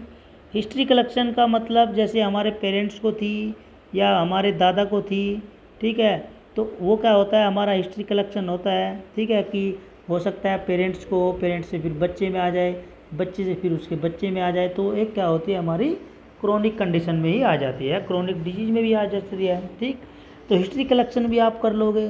ठीक, दूसरी चीज़ फिजिकल एग्जामिनेशन, फिजिकल एग्जामिनेशन भी आप कर सकते हो। नेक्स्ट है हमारा थायराइड फंक्शन टेस्ट भी आप करा सकते हो बच्चों, जिसमें हम क्या करते हैं, T3 T4 इन ब्लड के अंदर चेक कर लेते हैं। ठीक, नेक्स्ट है हमारा सीरम कोलेस्ट्रॉल टेस्ट, इसको हम क्या बोलते हैं, SCT। ठीक है, ये टेस्ट भी आप करा सकते हो। नेक्स्ट है आपका एट्रियल ब्लड गैस, जिसको हम क्या बोलते हैं, ABG एनालिसिस, ये भी आप करा सकते हो, ABG एनालिसिस भी करा सकते हो बच्चों आप। नेक्स्ट आपका ECG इलेक्ट्रोकार्डियोग्राम भी आप करा सकते हो। ये आपको क्या है, डायग्नोसिस। तो इस प्रकार आप डायग्नोसिस कर सकते हो। ठीक है बच्चों, किसको, डायबिटीज़ को। चलो अब अगर हम इसके ट्रीटमेंट की बात करें तो ट्रीटमेंट कैसे कर सकते हैं बच्चों, तो अवॉइड स्मोकिंग, स्मोकिंग जो कर रहे हैं उसको बिल्कुल हमें दूर करना पड़ेगा, छोड़ना पड़ेगा। अवॉइड ईटिंग फैटी फूड, जितने भी फैटी फूड होते हैं, ऑयली फूड होते हैं, उसको आपको अवॉइड करना पड़ेगा, तब जाके आप उस चीज़ से बच सकते हो। इतना हो गया, समझ में आया होगा बच्चों, बहुत अच्छा टॉपिक था। ठीक है, चलो अब नेक्स्ट देखते हैं हाइपरथायरॉयडिज्म। ऊपर क्या था हमारा बच्चों, हाइपो था, ऊपर क्या था हमारा, हाइपो था मतलब कम, और ये क्या है, हाइपर है। ठीक है, एक बार हल्का सा यहाँ पे पेन चेंज कर लेते हैं। चलो ठीक है, तो ऊपर क्या था हमारा, हाइपोथायरॉयडिज्म मतलब कम, और नीचे क्या है, ये कौन सा टॉपिक है हमारा, हाइपरथायरॉयडिज्म मतलब ज़्यादा। तो ये देख लेते हैं क्या होता है बच्चों। Also cold over active thyroid, तो इस कंडीशन में जो आपका थायराइड ग्लैंड था जो ऊपर कम हो रहा था, यहाँ पर क्या हो जाएगा, ओवर एक्टिव हो जाएगा, मतलब ज़्यादा उसकी एक्टिविटी बढ़ जाएगी। ठीक है। It is a condition where thyroid gland produce and release high level of thyroid hormone. ठीक है बच्चों, वहाँ तो कम हो रहा था, लेकिन ये एक ऐसी कंडीशन हो जाएगी जहाँ पे आपकी जो थायराइड ग्लैंड होती है वो प्रोड्यूस करेगी और रिलीज करेगी किसको, high level of thyroid hormone को। ठीक है बच्चों, किसको प्रोड्यूस कर देगी, वो आपका जो थायराइड हार्मोन होता है उसका जो लेवल है, उसका लेवल क्या हो जाएगा, बहुत ज़्यादा में रिलीज होगी वो वहाँ से, और बहुत ज़्यादा उसका लेवल बढ़ जाएगा। तो उस कंडीशन में क्या होगा, आपको हाइपर थायराइडिज्म की शिकायत बन जाएगी। ठीक है बच्चों। चलो, इसके सिम्टम्स की अगर हम बात करें तो सिम्टम्स आपको क्या क्या दिखाई दे सकते हैं। ठीक है, तो फर्स्ट है आपका वेट लॉस। ठीक है, मतलब आपका जो वज़न है वो भी आपको लगेगा कि यार मैं कमज़ोर हो रहा हूँ। ठीक है, तो कमज़ोरी भी आपको दिखाई दे सकती है। नेक्स्ट है आपका रैपिड हार्ट बीट, मतलब रैपिड का मतलब बहुत तेज़, जल्दी जल्दी। ठीक है, जैसे रैपिड ट्रेन सुना होगा आपने, रैपिड मेट्रो, रैपिड मतलब बहुत तेज़। ठीक है, तो आपकी जो हार्ट बीट है बच्चों क्या हो जाएगी, रैपिड हो जाएगी। ठीक है, मतलब बढ़ जाएगी, और जब बढ़ेगी तो उस कंडीशन में अगर हार्ट बीट बढ़ेगी जल्दी तो उस कंडीशन में क्या होगा बच्चों, टैकीकार्डिया हो जाएगा। ये एक कंडीशन होती है हार्ट के अंदर। ठीक, तो उस कंडीशन में क्या होगा, जो आपका हार्ट होता है 1 मिनट में 100 बार धड़केगा। ठीक है, कितनी बार धड़केगा, पर मिनट में 100 बार, तो उस कंडीशन को हम टैकीकार्डिया बोलेंगे। नेक्स्ट है आपका इरेगुलर हार्ट बीट, अगर इरेगुलर हार्ट बीट बनी हुई है बिल्कुल, उस कंडीशन को हम क्या बोलते हैं बच्चों, अरिथमिया बोलते हैं। ये दोनों कंडीशन आप अच्छे से याद कर लेना, टैकीकार्डिया और अरिथमिया। ठीक, नेक्स्ट है आपका इंक्रीज एपेटाइट, आपकी जो भूख की शिकायत है वो क्या हो जाएगी, बढ़ जाएगी। एपेटाइट क्या होता है बच्चों, भूख होती है। ठीक है, तो वो क्या हो जाएगी, बढ़ जाएगी। नेक्स्ट है आपका स्वेटिंग, स्वेटिंग मतलब पसीना। ठीक है, पसीना भी आपको आ सकता है बच्चों। ठीक, इतना समझ में आ गया होगा। चलो अब नेक्स्ट देख लेते हैं, इसकी पैथोफिजियोलॉजी के बारे में देख लेते हैं बच्चों। पैथोफिजियोलॉजी बहुत ही प्यारा डायग्राम या बहुत ही अच्छे से फ्लो चार्ट में मैंने बताया हुआ है, आप इसको अच्छे से एक बार देख लेना बच्चों। ठीक है, देखो यहाँ पर क्या होता है, एक होता है आपका ग्रेविस डिजीज़। ठीक, नेक्स्ट है आपका थायरोडाइटिस, नेक्स्ट है आपका एक्सिस इनटेक ऑफ आयोडीन। ठीक, अगर आपको ग्रेव्स डिजीज हो रही है तो उस कंडीशन में ये चीज़ें होगी। अगर आपको थायरोडिटीज हो रही है तो उस कंडीशन में भी ये चीज़ें होगी। अगर आप ज़्यादा मात्रा में आयोडीन ले रहे हो, ठीक, एक्सिस मतलब ज़्यादा, ठीक है, तो उस कंडीशन में ये चीज़ें होगी। कैसे होगी, क्या होगी, देख लेते हैं एक बार, पॉइंट टू पॉइंट देख के चलते हैं बच्चों। ठीक है, ये थोड़ा बड़ा फ्लो चार्ट है बच्चों, इसको और छोटा कर लेते हैं हम एक बार। ठीक है, चलो देखो तो क्या होगा, तो सबसे पहला क्या होगा, देखो बच्चों, production of thyroid stimulating immunoglobulins by stimulating beta lymphocytic. ठीक है, तो जो आपका थायराइड स्टिमुलेटिंग इम्यूनोग्लोबिन होता है, ठीक है, वो वहाँ पर क्या हो रहा है, उसका प्रोडक्शन हो रहा है। ठीक है, उसके द्वारा क्या होगा बच्चों, आपका जो बीटा लिम्फोसाइट्स होता है वो क्या हो जाएगा, स्टिमुलेट हो जाएगा। वो क्या हो जाएगा, वहाँ पे स्टिमुलेट हो जाएगा। अब जब वो वहाँ पे स्टिमुलेट हुआ तो उस कंडीशन में क्या होगा बच्चों, उस कंडीशन में होगा आपका जो TSI होता है। ठीक है, TSI क्या होता है, थायराइड स्टिमुलेटिंग हार्मोन इनहिबिटर्स। ठीक है, तो वो क्या होगा, वहाँ पे bind to the TSH receptor. ठीक है, तो वो क्या हो जाएगा, आपका TSI जो होता है, TSI बाइंड किसके साथ होगा, TSH रिसेप्टर के साथ, और वहाँ पर क्या होगा, to mimic the action of TSH। ठीक है, और वो क्या करेगा, TSH के साथ मतलब थायराइड स्टिमुलेटिंग हार्मोन के साथ अपना एक्शन शो करेगा। ठीक, अब उस कंडीशन में फिर क्या होगा, follicular cell growth inside the thyroid gland. ठीक है, आपकी जो फॉलिकुलर सेल का जो ग्रोथ है, ठीक है, मतलब थायराइड ग्लैंड के इनसाइड, वो क्या हो जाएगा, बढ़ जाएगा। ठीक, अब फिर क्या होगा, enhance the synthesis and secretion of thyroid hormone. ठीक है, तो उस कंडीशन में आपकी जो सिंथेसिस है या जो सिक्रीशन है थायराइड हार्मोन का, वो क्या हो जाएगा, एनहांस हो जाएगा। ठीक है, तो उस कंडीशन में क्या होगा बच्चों, हाइपर मेटाबोलाइज हो जाएगा। उस कंडीशन में क्या होगा बच्चों, हाइपर मेटाबोलाइज हो जाएगा। ठीक है, जब हाइपर मेटाबोलाइज हुआ तो फिर क्या होगा बच्चों, increase sympathetic nervous system activity. ठीक है, तो जो आपका सिंपैथेटिक नर्वस सिस्टम की जो एक्टिविटी है वो क्या हो जाएगी, बढ़ जाएगी। ठीक है बच्चों, वो क्या होगी, बढ़ जाएगी। अब जब सिंपैथेटिक नर्वस सिस्टम की जो एक्टिविटी है जब वो बढ़ गई तो उस कंडीशन में क्या होगा, उस कंडीशन में होगा बच्चों, axis amount of thyroid hormone stimulate cardiac system, ठीक, एंड स्टिमुलेट एड्रेनर्जिक रिसेप्टर। ठीक है, तो उस कंडीशन में क्या होगा, जब आपका सिंपैथेटिक नर्वस सिस्टम की जो एक्टिविटी है वो इंक्रीज मतलब बढ़ रही है तो उस कंडीशन में क्या होगा बच्चों, उस कंडीशन में होगा आपका जो थायराइड हार्मोन होता है उसका जो मतलब बहुत ज़्यादा में जो उसका अमाउंट है वो क्या हो जाएगा, क्या करेगा, वो कार्डियक सिस्टम को उत्तेजित कर देगा, स्टिमुलेट कर देगा। ठीक है, और आपका जो एड्रेनर्जिक रिसेप्टर होते हैं उसको भी स्टिमुलेट कर देगा। ठीक है, इतना हो गया। ठीक है, अब जब ये सारी चीज़ें स्टिमुलेट होगी, इनकी उत्तेजना बढ़ गई तो तब क्या होगा बच्चों, tachycardia, increase cardiac output, stroke volume and peripheral blood flow.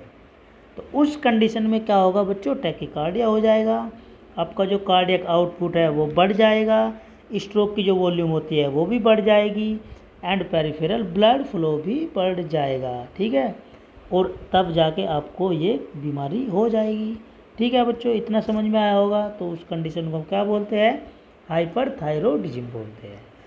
अब इसका हम डायग्नोज कैसे कर सकते हैं बच्चों, तो कैसे कर सकते हैं डायग्नोज इसका बच्चों, हम कैसे कर सकते हैं, ब्लड टेस्ट के द्वारा। ब्लड टेस्ट में हमारा T3, T4, TSH, TRH ये कर सकते हैं, और या फिर थायराइड स्कैन भी आप करा सकते हो, एंड थायराइड अल्ट्रासाउंड भी करा सकते हो। ठीक है बच्चों, ट्रीटमेंट कैसे करेंगे बच्चों हम इसका, तो ट्रीटमेंट कैसे करेंगे, इसके लिए हम एंटी थायराइड ड्रग यूज करेंगे, जिसमें हमारी क्या कौन कौन सी होती है, मैथिमाजोल होती है, प्रोपाइल थायोयूरोसिल होती है। ठीक है, और इसके लिए हम क्या करेंगे, रेडियो एक्टिव आयोडीन भी यूज कर सकते हैं और बीटा ब्लॉकर्स भी यूज कर सकते हैं। तो इनके द्वारा हम उसका अच्छे से ट्रीटमेंट कर सकते हैं। इतना हो गया बच्चों। चलो अब नेक्स्ट चैप्टर है बच्चों हमारा सेंट्रल नर्वस सिस्टम। बहुत ही प्यारा चैप्टर है। ठीक है, इसमें देखते हैं हम कैसे कैसे डिजीज़ होगी, कौन कौन सी डिजीज़ या बीमारी हो सकती है। तो CNS के बारे में हम बात करने वाले हैं बच्चों, बहुत ही प्यारा टॉपिक है ये। ठीक है, इसको आप देख लेना, एग्ज़ाम भी आ रहे हैं। ठीक है, तो मैं आशा करता हूँ कि मतलब मुझसे जितना भी आपका सिलेबस या होगा वो कंप्लीट करने की कोशिश करूँगा। ठीक है, आपके एग्ज़ाम चलने वाले हैं बच्चों 12 जून से। ठीक है, तो आप इसको अच्छे से लेक्चर को एक बार देख लेना। ठीक है, चलो तो सेंट्रल नर्वस सिस्टम के बारे में बात करते हैं बच्चों। 5वां चैप्टर है हमारा ये CNS। ठीक, तो चलो देखते हैं इपिलेप्सी। इपिलेप्सी क्या होती है बच्चों, इपिलेप्सी बताओ क्या होती है। तो ये क्या होती है, रिपीटेटिव सीजर्स होते हैं बच्चों। रिपीटेटिव सीजर्स का मतलब क्या होता है बच्चों, बताओ। रिपीटेटिव का मतलब कोई चीज़ बार बार माइंड के अंदर चल रही है। ठीक है, तो मैसेज आ रहे हैं जा रहे हैं, आ रहे हैं जा रहे हैं। ठीक है, तो उस कंडीशन में क्या होगा, वो रिपीटेशन की कंडीशन आ जाएगी। तो उस कंडीशन में हमें क्या होगा, इपिलेप्सी हो जाएगी। मतलब जैसे दौरा वगैरह होना, मिर्गी का दौरा पड़ना, ठीक है, हो जाएगा। तो अब इसमें देख लेते हैं इपिलेप्सी मीन्स क्या होता है बच्चों, सीज होता है। देखो कितना प्यारा नाम दिया है, इपिलेप्सी मतलब सीज होना। मतलब आपका जो CNS है ये आपका पूरा ब्रेन हो गया। ठीक है, मान लो ब्रेन है CNS। ठीक है, तो इसमें क्या हो जाएगा, जो सिग्नल इलेक्ट्रिकल सिग्नल जा रहे हैं, ठीक है, आ रहे हैं जा रहे हैं, ठीक है, तो वो क्या हो जाएगा, उनका रिपीटिशन हो जाएगा। ठीक, उसको हम सीजर्स बोलते हैं या एपिलेप्सी बोलते हैं बच्चों। ठीक, तो एपिलेप्सी मीन्स क्या होता है बच्चों, seize first use by Hippocrates. इसका जो फर्स्ट यूज किसने किया था, हिप्पोक्रेट्स हमारा क्या था, फादर ऑफ मेडिसिन। इसको हम क्या बोलते हैं बच्चों, फादर ऑफ मेडिसिन के नाम से भी जानते हैं। ठीक है, ये बहुत ही बड़ा साइंटिस्ट था जिसने बहुत सारी चीज़ों के बारे में डिटेक्शन किया है, हिप्पोक्रेट्स। ये बहुत ही प्यारा क्वेश्चन है, इसको आप अच्छे से नोट कर लेना। ठीक है बच्चों, चलो नेक्स्ट देखते हैं हमारा, it is abnormal recurrent sudden electrical discharge from the brain cerebral cortex that result in the change in sensation, behaviour, movements and consciousness and neurological disorder. देखो कितनी खतरनाक डिजीज है ये बच्चों, जो जिसको दौरे या मिर्गी का दौरा पड़ता है। तो इस कंडीशन में क्या होता है बच्चों, एबनॉर्मल रिकरंट जनरेट होते हैं बच्चों, ठीक है। अचानक से इलेक्ट्रिकल डिस्चार्ज होता है, ठीक है, एक नर्व से दूसरी नर्व की साइड, एक न्यूरॉन से दूसरे न्यूरॉन की साइड, फ्रॉम द ब्रेन के द्वारा, ठीक है बच्चों, या सेरिब्रल कोर्टेक्स बोलते हैं जिसको, ठीक है। और रिजल्ट क्या मिलता है हमें उसमें क्या क्या चेंजेस आ जाएगा, सेंसेशन में चेंजेस आ जाएगा, उसके बिहेवियर व्यवहार में चेंजेस आ जाएगा, उसका जो मूवमेंट है उसमें चेंज हो जाएगा, कॉन्शियसनेस की कंडीशन आ जाएगी, और न्यूरोलॉजिकल डिसऑर्डर भी उस बंदे को हो सकता है। तो ये सारी कंडीशन उस पेशेंट को आ जाएगी जिसको एपिलेप्सी या सीजर्स की बीमारी है, ठीक है बच्चों। आगे देखेंगे और क्या क्या होता है। चलो सीजर्स देखो, सीजर्स क्या होते हैं बच्चों। तो सीजर्स एक प्रकार से अगर हम एक लाइन की बात करें, मतलब झटका लगना, ठीक है। सीजर्स मतलब झटका लगना अचानक से, ठीक है। अचानक से किसी बात को, जैसे मान लिया हमने सुन लिया कि हमारे फ्रेंड का एक्सीडेंट हुआ, ठीक है, और हम अचानक से क्या हुए, घबरा गए। उस कंडीशन में हमारी बॉडी का जो मूवमेंट था, जो बिहेवियर था, तो उस कंडीशन में क्या हुए, बहुत सारे इलेक्ट्रिकल करंट एपिसोड जनरेट हुआ, न्यूरॉन्स ने ओवर फायरिंग करना स्टार्ट कर दिया, तो आपको या आपका जो ब्लड का जो प्रेशर है वो बढ़ गया। तो बहुत सारी चीज़ें होती है, ठीक है बच्चों। तो सीजर्स, तो उस कंडीशन में सीजर्स आपको हल्का सा दौरे भी पड़ सकते हैं। चलो इसमें देख लेते हैं symptoms of an electrical disturbance in the brain, ठीक है। तो सिम्टम्स क्या दिखाई देगा बच्चों आपको सीजर्स की कंडीशन में, जो आपके इलेक्ट्रिकल डिस्टर्बेंस हो जाएगा आपके ब्रेन के अंदर, ठीक है। नेक्स्ट है हमारा loss of consciousness, disturbance of movement, muscle spasm, ठीक है। कॉन्शियसनेस की प्रॉब्लम हो जाएगी बच्चों आपको, डिस्टर्बेंस हो जाएगा, ठीक है, मूवमेंट्स की जो कंडीशन है वो गायब हो जाएगी, और जो आपकी मसल स्पास्म होती है, क्या होती है बच्चों, मसल स्पास्म मतलब जकड़ना, ये क्या होती है, जकड़ना, ठीक है। स्पास्म मतलब आपकी जो मसल्स होती है, मांसपेशियाँ, वो भी जकड़ जाएगी, मतलब टाइट हो जाएगी एक प्रकार से, ठीक। नेक्स्ट है आपका a seizures usually last for 2 to 5 minutes, ठीक है, मतलब जो सीजर्स आता है लगभग 2 से 5 मिनट के लिए होता है, ठीक है बच्चों, ये आपको ध्यान रख लेना है। वैन इट स्टॉप, ठीक है, जब ये स्टॉप होता है, the person may have a headache, तो जो जिस बंदे को ये आया है तो वो क्या महसूस करता है, हेडेक, सरदर्द महसूस करता है, कन्फ्यूजन की शिकायत बन जाती है उसको, फैटिग्यू की प्रॉब्लम होती हो जाती है, अनयूजुअल एंड अनप्लीजेंट सेंसेशन, मतलब उसको किसी भी प्रकार की होश या सुध बुध नहीं रहती है, ठीक है। तो ये कंडीशन आप हो सकती है जिस पेशेंट को ये आया है, क्या, सीजर्स, ठीक है। देखो ये कितना प्यारा बच्चा है, क्या कह रहा है, इसको देख लेते हैं।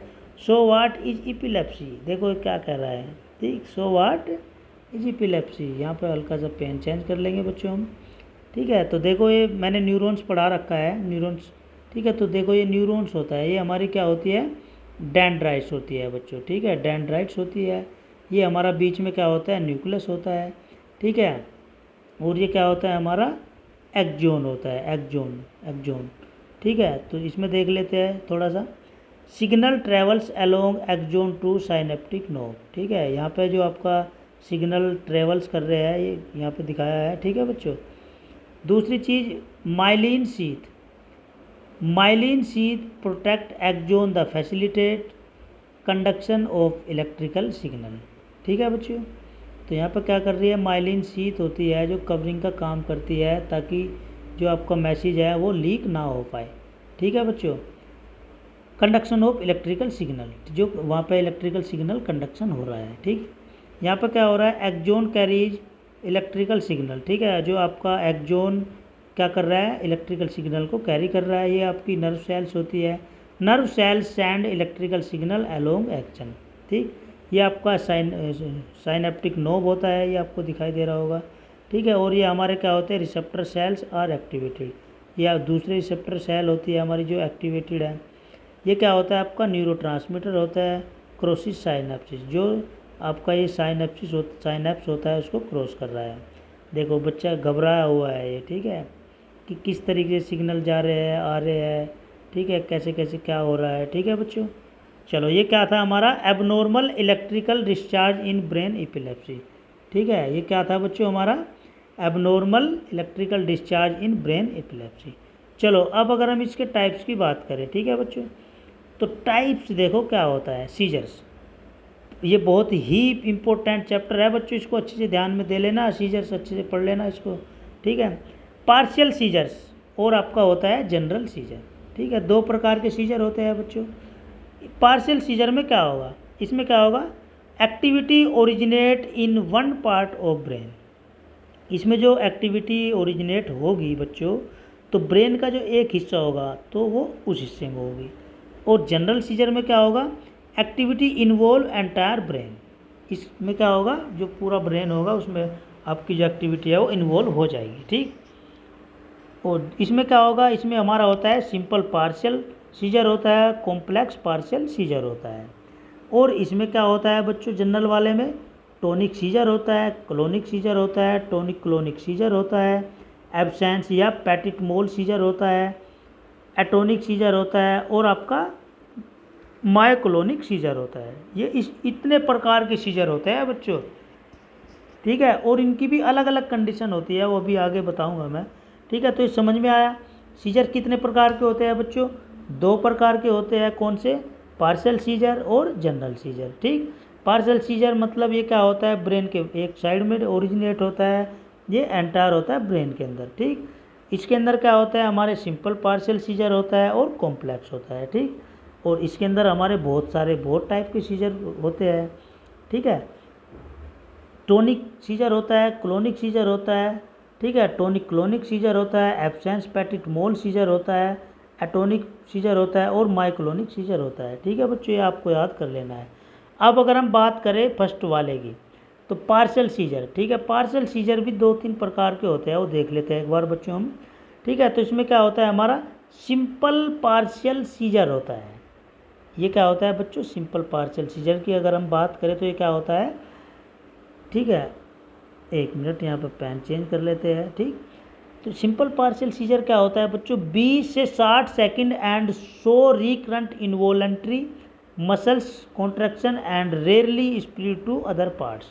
तो इसका मतलब क्या हुआ, सिंपल पार्शियल सीजर ये क्या होता है, लगभग 20 से 60 सेकंड के लिए होगा, इसके जो रिकरेंट आपको दिखाई देंगे मसल्स के अंदर, ठीक है, और कॉन्ट्रैक्शन होगा, और कभी कभी रेयरली मतलब कभी कभी जो इसकी ये फैलेगा दूसरे पार्ट में, ठीक है, मतलब ऐसा कभी कभी होता है कि ये दूसरे पार्ट में भी फैल जाए, तो उसको हम बोलते हैं पार्शियल सीजर।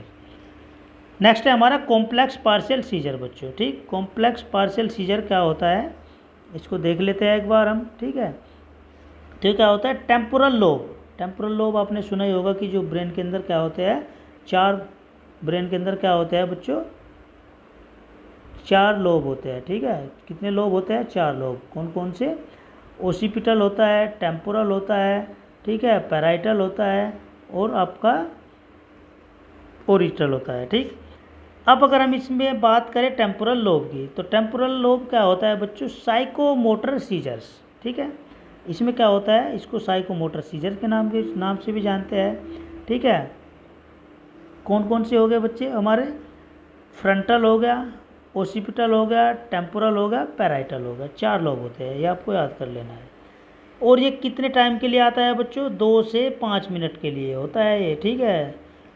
और उस कंडीशन में क्या होता है, अनकॉन्शियस की कंडीशन आ जाती है, इमोशनली चेंज हो जाता है जो पेशेंट होता है। चलो अब सेकंड की बात करते हैं, सेकंड है आपका जनरल सीजर्स। जनरल सीजर्स के अंदर मैंने अभी ऊपर बताया बहुत प्रकार के सीजर होते हैं बच्चों। जनरल सीजर क्या होता है, इस कंडीशन में क्या होता है बच्चों, production of abnormal electrical activity through out brain. तो इस कंडीशन में क्या होगा, आपका जो प्रोडक्शन हो रहा है, ठीक है बच्चों, क्या हो रहा है, प्रोडक्शन हो रहा है किसका, इलेक्ट्रिकल सिग्नल का, या जो इलेक्ट्रिकल एक्टिविटी वहाँ पे हो रही है ब्रेन के अंदर, वो क्या हो जाएगी, एबनॉर्मल हो जाएगी, एबनॉर्मल इलेक्ट्रिकल एक्टिविटी हो जाएगी ब्रेन के अंदर, ठीक है बच्चों। अब इसमें आता है हमारा एब्सेंट सीजर। एब्सेंट सीजर को हम क्या बोलते हैं, पैटिट मोल सीजर भी बोलते हैं। ये किस में होता है बच्चों, मोस्टली बच्चों के अंदर होता है, ठीक है। ये किसके अंदर होता है, मतलब ज़्यादातर बच्चों के अंदर होता है, ठीक है। तो इस कंडीशन में क्या होगा बच्चों, movement such as eye blinking और लिप स्मैकिंग, ठीक है। इस कंडीशन में आई ब्लिंकिंग का मतलब आँख फड़कना, ठीक है, और लिप स्मैकिंग का मतलब चटकारे लेना। वो होते हैं ना, जैसे सपने में हो जाता है कोई बच्चा अपने होठ को फड़का रहा है, चटका रहा है, ठीक है, या फिर उसके मुंह में पानी आ रहा है, ठीक है, तो उसको लिप स्मैकिंग बोलते हैं, ठीक है। इस कंडीशन में हो सकता है। कौन से वाला सीजर होता है बच्चों, वो एब्सेंट सीजर बोलते हैं उसको, वही पेटिट मोल सीजर, ठीक। नेक्स्ट है हमारा टोनिक सीजर। टोनिक सीजर क्या होता है बच्चों, ठीक। टोनिक सीजर क्या होता है, स्टिफनिंग ऑफ योर मसल्स। ये क्या होता है बच्चों, स्टिफनिंग ऑफ योर मसल्स। आपकी जो मसल्स होती है वो क्या हो जाएगी, स्टिफ हो जाएगी, ठीक है। और आपका जो बैक होती है, बैक आर्म्स होती है, भुजाएं होती है, लेग्स होती है, फॉल टू ग्राउंड, और आप ग्राउंड के गिर जाओगे, ग्राउंड पे गिर जाओगे, ठीक है बच्चों।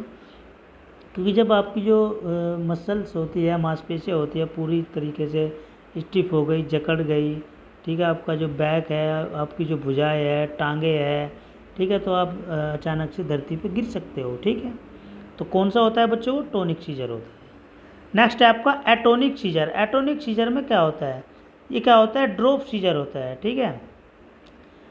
ड्रॉप सीजर होता है ए लॉस ऑफ मसल्स कंट्रोल, ठीक है। इसमें क्या होता है, आपकी जो मांसपेशियाँ होती है, जो उनका क्या होता है, कंट्रोल करने का काम होता है, वो मतलब कम हो जाएगा, लॉस हो जाएगा। नेक्स्ट है आपका बच्चों मायोक्लोनिक सीजर। मायोक्लोनिक सीजर क्या होता है, मायोक्लोनिक सीजर क्या होता है, सडन आर्म एंड लेग्स। इसमें जो आपकी भुजाएं होगी और टांगे होगी, लेग्स वगैरह, उनमें प्रॉब्लम आ जाएगी, ठीक। नेक्स्ट है आपका टोनिक क्लोनिक सीजर।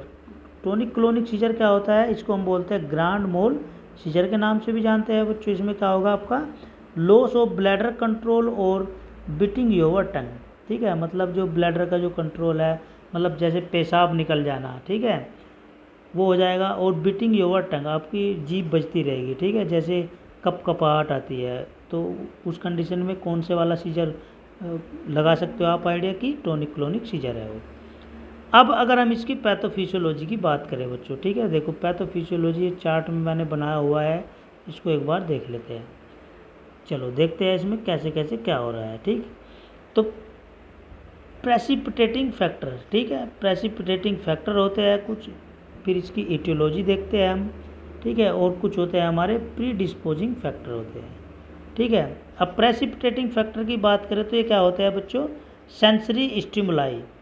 इसमें क्या होता है, कुछ सेंसरी स्टिमुलाइज होते हैं, जैसे आपका लाउड नॉइज हो गया, ठीक है, तेज चिल्लाना, या ब्राइट टाइट हो जाना, ठीक है, मतलब हल्का सा आपको पूरा ब्राइटनेस चमकता है ना। इटियोलॉजी में क्या होगा बच्चों, integrity of neurons in the epileptogenic focus, ठीक है। इस कंडीशन में क्या हो जाएगा, आपका जो न्यूरॉन्स होते हैं, ठीक है, उनके अंदर जो इपिलेप्सी की जो शिकायत है वो क्या हो जाएगी, उनके ऊपर फोकस कम रहेगा या फोकस बना रहेगा। प्री डिस्पोजिंग फैक्टर क्या होता है, जैसे इसमें आती है आपकी फैमिली हिस्ट्री, ठीक है। अब इस कंडीशन में क्या होता है बच्चों, एक बार देख लेते हैं। Hyperexcitability state of neurons in the epileptogenic focus, ठीक है। तो इस कंडीशन में क्या होगा बच्चों, हाइपर एक्साइटेबिलिटी स्टेट हो जाएगा न्यूरॉन्स के अंदर, न्यूरॉन्स में, ठीक है। और जो आपका इपिलेप्टोजेनिक फोकस होता है वो भी हो जाएगा। फिर क्या होगा बच्चों, पार्शियल डिपोलराइजेशन, पार्शियल डिपोलराइजेशन हो जाएगा, जिसको हम क्या बोलते हैं, हाई वोल्टेज इलेक्ट्रिक डिस्चार्ज, ठीक है। जब पार्शियल डिपोलराइज होगा तो वहाँ पर क्या होगा, मतलब high voltage electric discharge generate होना स्टार्ट हो जाएंगे। फिर क्या होगा, partial stimulation of neurotransmitter molecules, ठीक है।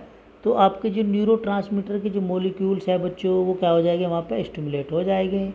फिर क्या होगा, imbalance release in excitatory and inhibitory neurotransmitter. तो आपका जो क्या होता है, न्यूरोट्रांसमीटर होता है, वो क्या हो जाएगा, इनिबिट हो जाएगा। क्यों हो जाएगा, क्योंकि वहाँ से जो उसका एक्साइटमेंट का जो रिलीज होने की प्रक्रिया है वो क्या हो रही है, वहाँ पे इम्बैलेंस हो गई है, मतलब बैलेंस नहीं हुई वो, वहाँ पे वो क्या होगी, इम्बैलेंस हो गई, बिगड़ गई, ठीक है।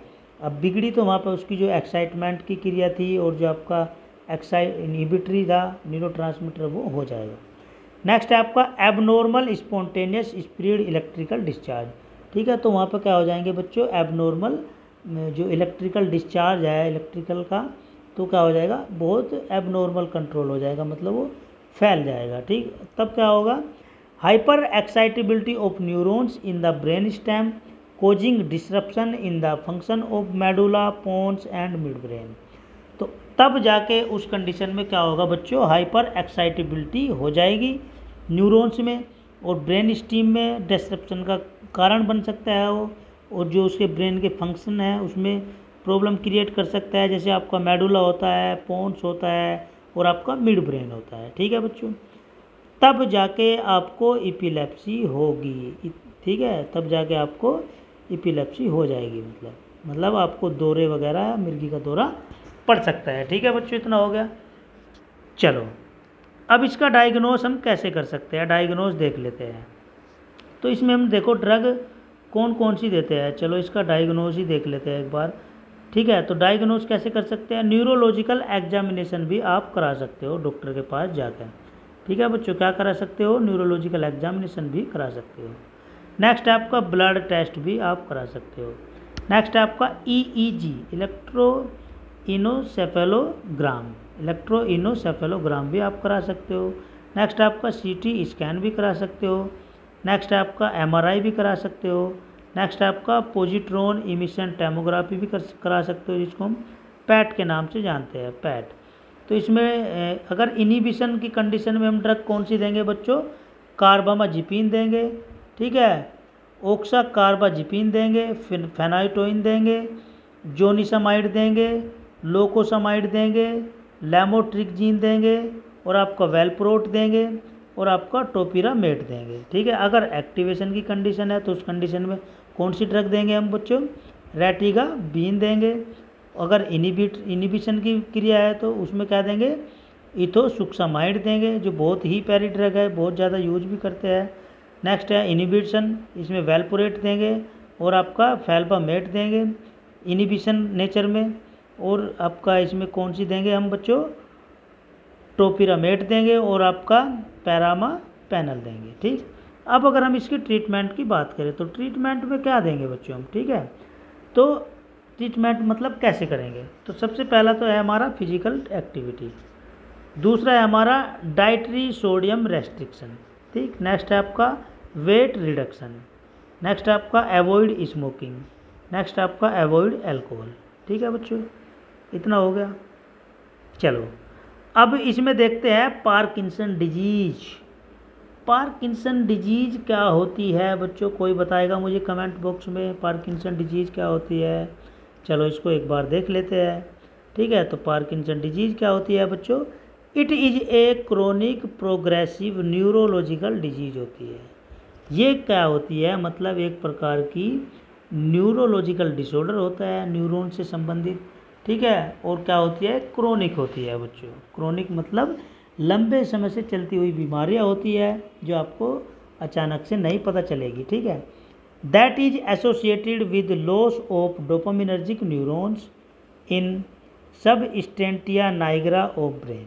ठीक है, इस कंडीशन में क्या होगा बच्चों, जो आपका एसोसिएट हो रहे हैं ब्रेन से, कौन, आपका डोपामिनर्जिक न्यूरॉन्स हो रहे हैं, तो वो क्या हो जाएंगे, उसके साथ वहाँ पर कम हो जाएंगे, और वो आपका जो सब स्टेंट या नाइग्रा होता है ब्रेन के अंदर, ठीक है, मतलब आपको हल्का सा वहाँ पर ब्लैक स्पॉट या ब्लैक सब्सटेंस दिखाई देंगे ब्रेन के अंदर। उस कंडीशन में आपको क्या हो सकता है बच्चों, पार्किंसन डिजीज हो सकती है। ठीक, अब अगर हम इसकी कॉमन सिम्टम्स की बात करें बच्चों, कॉमन सिम्टम्स की बात करें तो फर्स्ट है हमारा स्लोनेस ऑफ मूवमेंट। ठीक है, आपका जो मूवमेंट है वो क्या होगा, कम हो जाएगा। नेक्स्ट है आपका स्टीप मसल्स। ठीक है, आपकी मसल्स स्टीप हो जाएगी।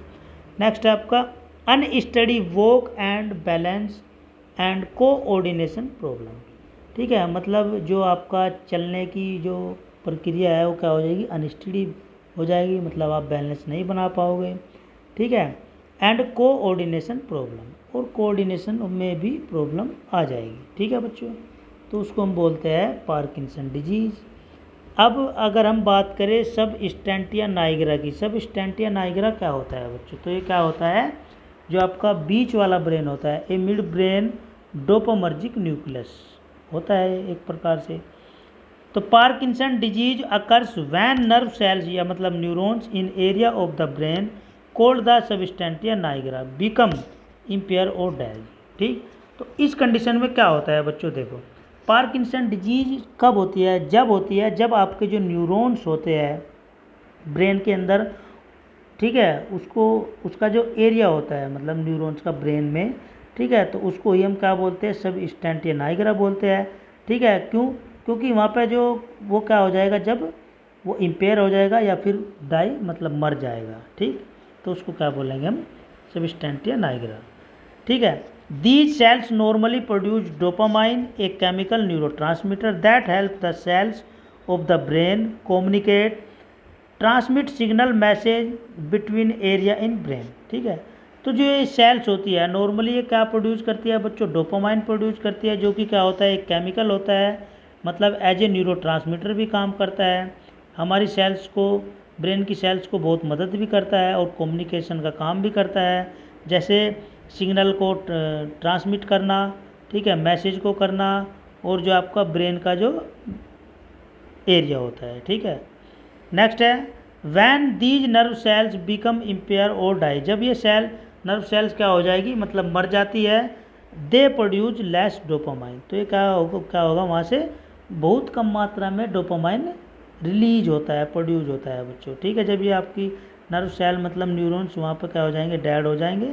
ठीक है, तो वहाँ पर क्या होगा, जो डोपामाइन एज ए न्यूरोट्रांसमीटर है वो क्या हो जाएगा, कम हो जाएगा, मतलब काम करना कम कर देगा। अब इसके कोज ऑफ फैक्टर देख लेते हैं बच्चों। तो फर्स्ट है आपका जीन्स, नेक्स्ट है आपका इन्वायरमेंटल ट्रिगर्स होता है, नेक्स्ट है आपका एबनॉर्मल प्रोटीन होता है, नेक्स्ट है आपका डिपोजिशन इन ब्रेन सेल्स। ठीक, अब इसकी साइन और सिम्टम्स देख लेते हैं बच्चों। साइन और सिम्टम्स क्या है, ट्रीमर, ट्रीमर मतलब हैंड और फिंगर। ठीक, नेक्स्ट है आपका स्लो मूवमेंट। ठीक, नेक्स्ट क्या है आपका स्लो मूवमेंट, नेक्स्ट है आपका rigid muscle, rigid muscle, next है आपका इम्पेयर पोस्चर एंड बैलेंस। ठीक है, नेक्स्ट है आपका लॉस ऑफ ऑटोमेटिक मूवमेंट, ये भी मतलब कम हो जाएगा। नेक्स्ट है आपका स्पीच चेंज, बोलने की जो प्रक्रिया है। नेक्स्ट है आपका राइटिंग चेंज, राइटिंग भी चेंज हो सकती है। इसको डायग्नोसिस कैसे करेंगे बच्चों, मेडिकल हिस्ट्री चेक कर लेंगे, ब्लड टेस्ट करा लेंगे, फिजिकल एग्जामिनेशन करा लेंगे, और आपका इमेजिंग टेस्ट भी आप करा सकते हो।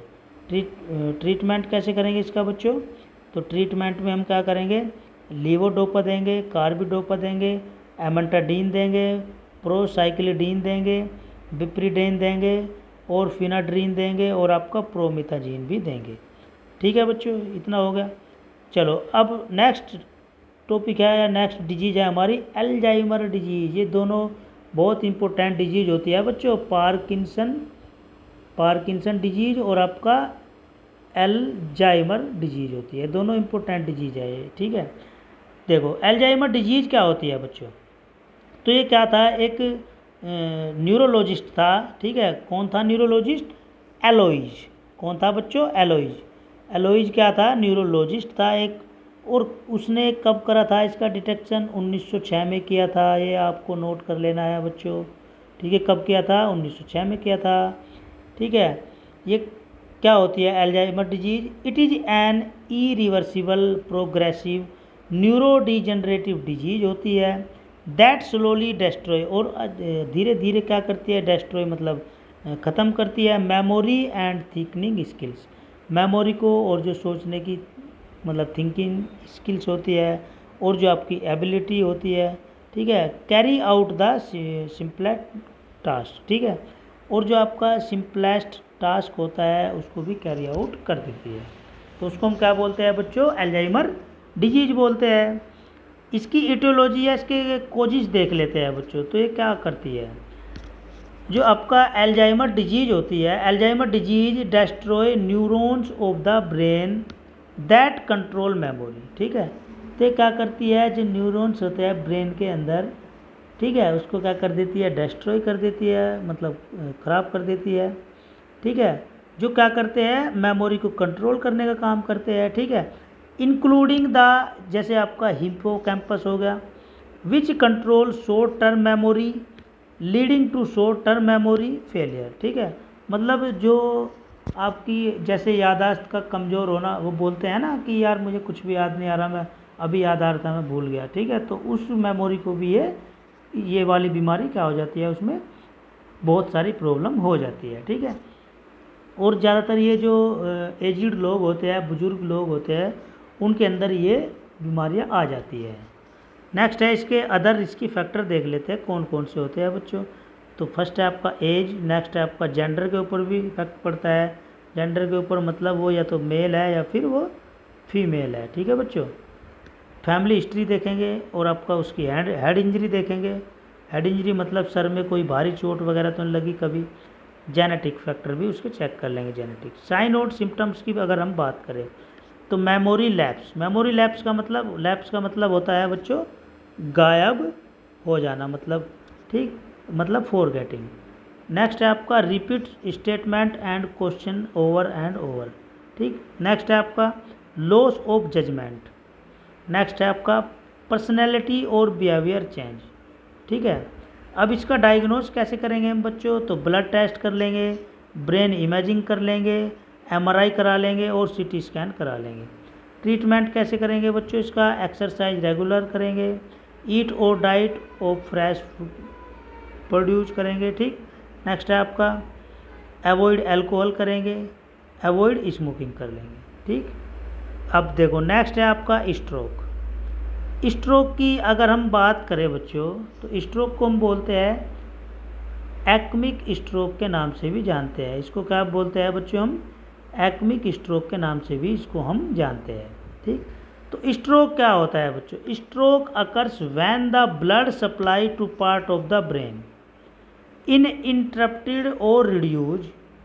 जब क्या होता है, जब ब्लड की जो सप्लाई होती है ब्रेन के पार्ट में, ठीक है, क्योंकि ब्लड की तो पूरी बॉडी के अंदर सप्लाई हो रही है, लेकिन ब्रेन के पार्ट जो होते हैं उसके अंदर अगर ब्लड की सप्लाई क्या हो रही है बच्चों, इंटरप्ट मतलब टूट जा रही है, कम हो जा रही है, रिड्यूज हो रही है। ठीक है, तो उस कंडीशन में क्या होगा, preventing brain tissue from getting oxygen and nutrients. तो उस कंडीशन में क्या होगा, जो ब्रेन के जो टिश्यूज होते हैं वो ऑक्सीजन ग्रहण नहीं कर पाएंगे और न्यूट्रिएंट्स भी नहीं ले पाएंगे। तो उस कंडीशन में क्या होगा बच्चों, brain cells being to die in minutes, per minute में आपकी जो ब्रेन की जो सेल होती है वो मरना स्टार्ट हो जाएगी। ठीक है, तो उस कंडीशन में आपको क्या हो जाएगा बच्चों, स्ट्रोक लग जाएगा। ये बहुत खतरनाक बीमारी होती है बच्चों। ठीक है, अब अगर हम स्ट्रोक के बारे में बात करें तो 3 प्रकार का होता है बच्चों। कौन सा होता है, एक्मिक स्ट्रोक होता है, हीमोरेजिक स्ट्रोक होता है, नेक्स्ट आपका ट्रांजिट एक्मिक स्ट्रोक अटैक होता है। ठीक है, तो इसकी अगर हम बात करें बच्चों, ठीक है, तो एक्मिक स्ट्रोक सबसे ज़्यादा होता है बच्चों, ये लगभग 80% होता है। ठीक, तो इस कंडीशन में क्या होता है, इस कंडीशन में हमारा जो खून होता है उसका थक्का बनना स्टार्ट हो जाता है। इसके टाइप्स की बात करें तो 2 प्रकार का होता है। कौन कौन सा, थ्रोम्बाइटिक स्ट्रोक और एम्बोलिक स्ट्रोक। ठीक, अब अगर हम हीमोरेजिक स्ट्रोक की बात करें तो इस कंडीशन में क्या होगा बच्चों, ब्लड वेसल्स क्या हो जाएगी, रप्चर मतलब फट जाएगी, हाई बीपी हो जाएगा, ट्रोमा हो जाएगा। और आपका ट्रांजिट एक्मिक अटैक, इसमें क्या होगा, अब फ्लो ऑफ ब्लड स्लो। ठीक है, जो ब्लड का जो फ्लो है वो स्लो हो जाएगा और ब्लड क्लॉट हो जाएगा। ठीक, इसकी टाइप्स देख लेते हैं बच्चों हम, किसके, इसके। तो ये भी 2 प्रकार का होता है, इंट्रा सेरिब्रल हीमोरेज और दूसरा सब आर्केनोइड हीमोरेज होता है। ठीक, सिम्टम्स की अगर हम बात करें तो सिम्टम्स कन्फ्यूजन की शिकायत बन सकती है, पैरालिसिस हो सकता है और नमनेस हो सकता है ऑफ द फेस, आर्म और लेग्स। नेक्स्ट है आपका सीइंग प्रॉब्लम, देखने प्रॉब्लम मतलब आई, एंड हेडेक हो सकता है। डायग्नोज कैसे करेंगे बच्चों, एमआरआई स्कैन करा लेंगे, सीटी स्कैन करा लेंगे, सेरिब्रल एंड एंजियोग्राम करा लेंगे। ठीक है, और आपका इकोकार्डियोग्राम करा लेंगे। ट्रीटमेंट कैसे करेंगे बच्चों, ट्रीटमेंट इसका क्विट स्मोकिंग, जल्दी स्मोकिंग छोड़ेंगे, लिमिट अल्कोहल यूज करेंगे। नेक्स्ट है आपका कीप ए मॉडरेट वेट। ठीक है बच्चों, चलो नेक्स्ट है आपका माइग्रेन। देखो माइग्रेन बहुत ही प्यारा टॉपिक है बच्चों। माइग्रेन के बारे में देखते हैं। तो माइग्रेन क्या होता है बच्चों? आजकल बहुत शिकायत चल रही है हाइपरटेंशन बीमारी की, स्ट्रोक की, अस्थमा की, माइग्रेन की। माइग्रेन की सबसे खतरनाक और ज़्यादा बीमारी चल रही है आज के टाइम में, ठीक है। तो ये क्या होता है बच्चों? One side of the head, ठीक, मतलब सर के एक साइड होता है माइग्रेन और फिर पूरे शरीर में फैलता है। तो क्या होता है बच्चों? A migraine is a headache, मतलब एक प्रकार का हेडक होता है। Then can cause severe throbbing parts और a pulsing sensation usually on one side of the head, ठीक है। तो माइग्रेन क्या होता है बच्चों? एक प्रकार का सिर के अंदर होने वाला बीमारी होती है। किसके कारण होती है? जब ज़्यादा क्या हो जाता है, थ्रोम्बिंग होता है, मतलब ज़्यादा पेन फैल जाता है, ठीक है। और जो सेंसेशन की प्रक्रिया होती है, पल्सिंग जो रेट होता है वो भी कम हो जाएगा, ठीक है। तो वो क्या होगा वहाँ पे one side of the head के वन साइड बना रहेगा, ठीक। उसको हम क्या बोलेंगे? माइग्रेन बोलेंगे। दूसरी चीज़, it's often accompanied by nausea, vomiting and extreme sensitivity to light and sound, ठीक है। तो उस कंडीशन में क्या हो जाएगा बच्चों? आपका जो मतलब मतली वगैरह आना, नोजिया, जी मिचलाना, वोमिटिंग होना और मतलब ज़्यादा सेंसिटिविटी हो जाना लाइट या फिर साउंड की, ठीक। अब इसके फेज की अगर हम बात करें माइग्रेन की, फेज कितने प्रकार के होते हैं बच्चों? इसके देख लेते हैं। फर्स्ट है आपका प्रोड्रोम। इस फेज में क्या क्या होता है इसमें देखते हैं एक बार। इन दिस फेज, मतलब इस फेज के अंदर, ए चेंज इन मूड और बिहेवियर दैट स्टार्ट हार्स और day before headache, severe thirst, constipation, smell and mood change, lack of appetite etcetera. तो इस कंडीशन का जो माइग्रेन होता है बच्चों, ध्यान दे लेना एक बार। यहाँ पे बहुत ही प्यारा क्वेश्चन और इम्पोर्टेंट क्वेश्चन है, इसको अच्छे नोट कर लेना आप। प्रोड्रोम, तो इस फेज के अंदर क्या हो सकता है बच्चों? मूड में चेंजेस आ सकता है, बिहेवियर में चेंजेस आ सकता है कुछ घंटे के लिए या कुछ दिन के लिए, ठीक है। और हेडेक बना रह सकता है, ठीक है, मतलब ज़्यादा प्यास बढ़ सकती है, कॉन्स्टिपेशन की शिकायत बन सकती है, कब्ज वगैरह की, स्मेल में प्रॉब्लम आ सकती है, सूंघने में, और आपका मूड भी चेंज हो सकता है, और भूख में भी कमी आ सकती है बच्चों, ठीक है। तो भूख बढ़ सकती है या घट सकती है, एक्सेट्रा, बहुत और भी बहुत सारे रीजन्स हो सकते हैं।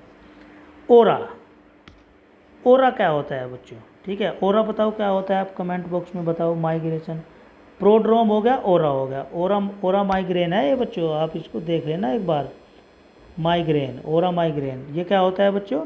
ओरा इज ए वार्निंग और signal before onset of migraine, मतलब ओरा माइग्रेन जो होता है वो एक प्रकार की चेतावनी या फिर सिग्नल देता है माइग्रेन होने से पहले। स्टार्ट 5 to 20 मिनट्स, मतलब 5 से 20 मिनट के अंदर ये स्टार्ट हो जाता है या बना रहता है बिफोर माइग्रेन, ठीक है, माइग्रेन अटैक से पहले।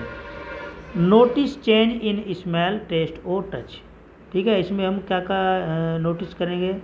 तो जो स्मेल है सूंघने की, उसमें चेंजेस आ जाएगा, टेस्ट में बदलाव आ जाएगा और टच, छूने में बदलाव आ जाएगा, ठीक है। नेक्स्ट है आपका माइग्रेन अटैक। माइग्रेन अटैक मतलब हेडेक, जिसको हम बोलते हैं हेडेक। तो ये क्या होगा? लगभग 4 घंटे तक बना रहेगा। नोजिया, वोमिटिंग हो सकती है आपको, फोटोफोबिया हो सकता है और फिनोफोबिया भी हो सकता है। ये आपको कमेंट बॉक्स में बताना है बच्चों, मुझे आप बताओगे कि फोटोफोबिया क्या होता है और फिनोफोबिया क्या होता है। नेक्स्ट है आपका पोस्ट ड्रोम माइग्रेन क्या होता है? आल्सो कोल्ड माइग्रेन हैंगओवर, मतलब जो हैंगओवर बोलते हैं ना यार, हैंगओवर हो गया, ठीक है, तो उसको हम पोस्ट ड्रोम माइग्रेन बोलते हैं। नेक्स्ट है आपका माइग्रेन ट्रिगर्स। माइग्रेन ट्रिगर्स क्या होता है बच्चों? Migraine triggers hormonal changes in women, जो वुमेन के अंदर हार्मोन चेंजेस होते हैं। नेक्स्ट है आपका अल्कोहल एंड स्ट्रेस। नेक्स्ट है आपका बच्चों बताओ, नेक्स्ट है आपका स्लीप चेंजेस। नेक्स्ट है आपका सेंसरी स्टिमुलाई, ये तो मतलब लाइट की वजह से या फिर परफ्यूम की वजह से। नेक्स्ट है आपका फिजिकल फैक्टर। नेक्स्ट है आपका वेदर चेंजेस, मौसम में जो चेंजेस वगैरह आ रहे हैं। नेक्स्ट है आपका फूड एडिटिव्स, ठीक। अब इसकी पैथोफिजियोलॉजी के बारे में देख लेते हैं माइग्रेशन की।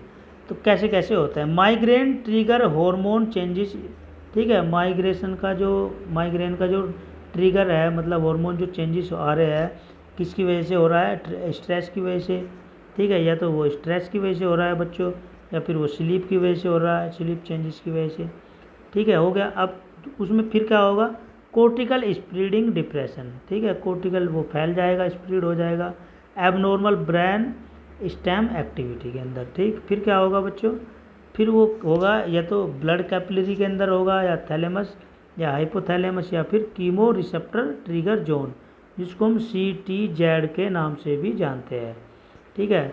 अब इसमें देख लेते हैं क्या क्या होगा। तो ब्लड कैपिलरी के अंदर क्या होगा, release of number of substance P neurokinin A, इसमें तो यहाँ पर ये होगा, ठीक है। मतलब न्यूरोकाइनिन ए जो है सब्सटेंस वो वहाँ से रिलीज होगा। थैलेमस से क्या होगा, कोर्टेक्स। हाइपोथैलेमस से क्या होगा, फोटोफोबिया फिनोफोबिया। और CTZ से क्या होगा बच्चों, नोजिया या वोमिटिंग।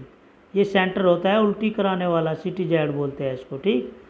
फिर क्या होगा, यहाँ पे सेरिब्रल वासोडाइलेशन हो जाएगा, और कोर्टेक्स, फिर यहाँ पे क्या होगा, आपको हेडेक बनेगा, और आपको माइग्रेशन की शिकायत बन जाएगी, माइग्रेन आपको हो जाएगा, ठीक है बच्चों। इतना समझ में आया।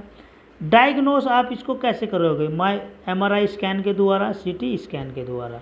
ट्रीटमेंट कैसे करोगे, इसमें आप पेन के लिए मेडिसिन ले सकते हो, पेन रिलीविंग मेडिकेशन, एंटीनोजिया ड्रग भी यूज कर सकते हो आप, डाईहाइड्रो एर्गोटामाइन, या फिर जिसको हम नेजल स्प्रे या फिर इंजेक्शन भी बोलते हैं, इंजेक्शन भी ले सकते हो आप।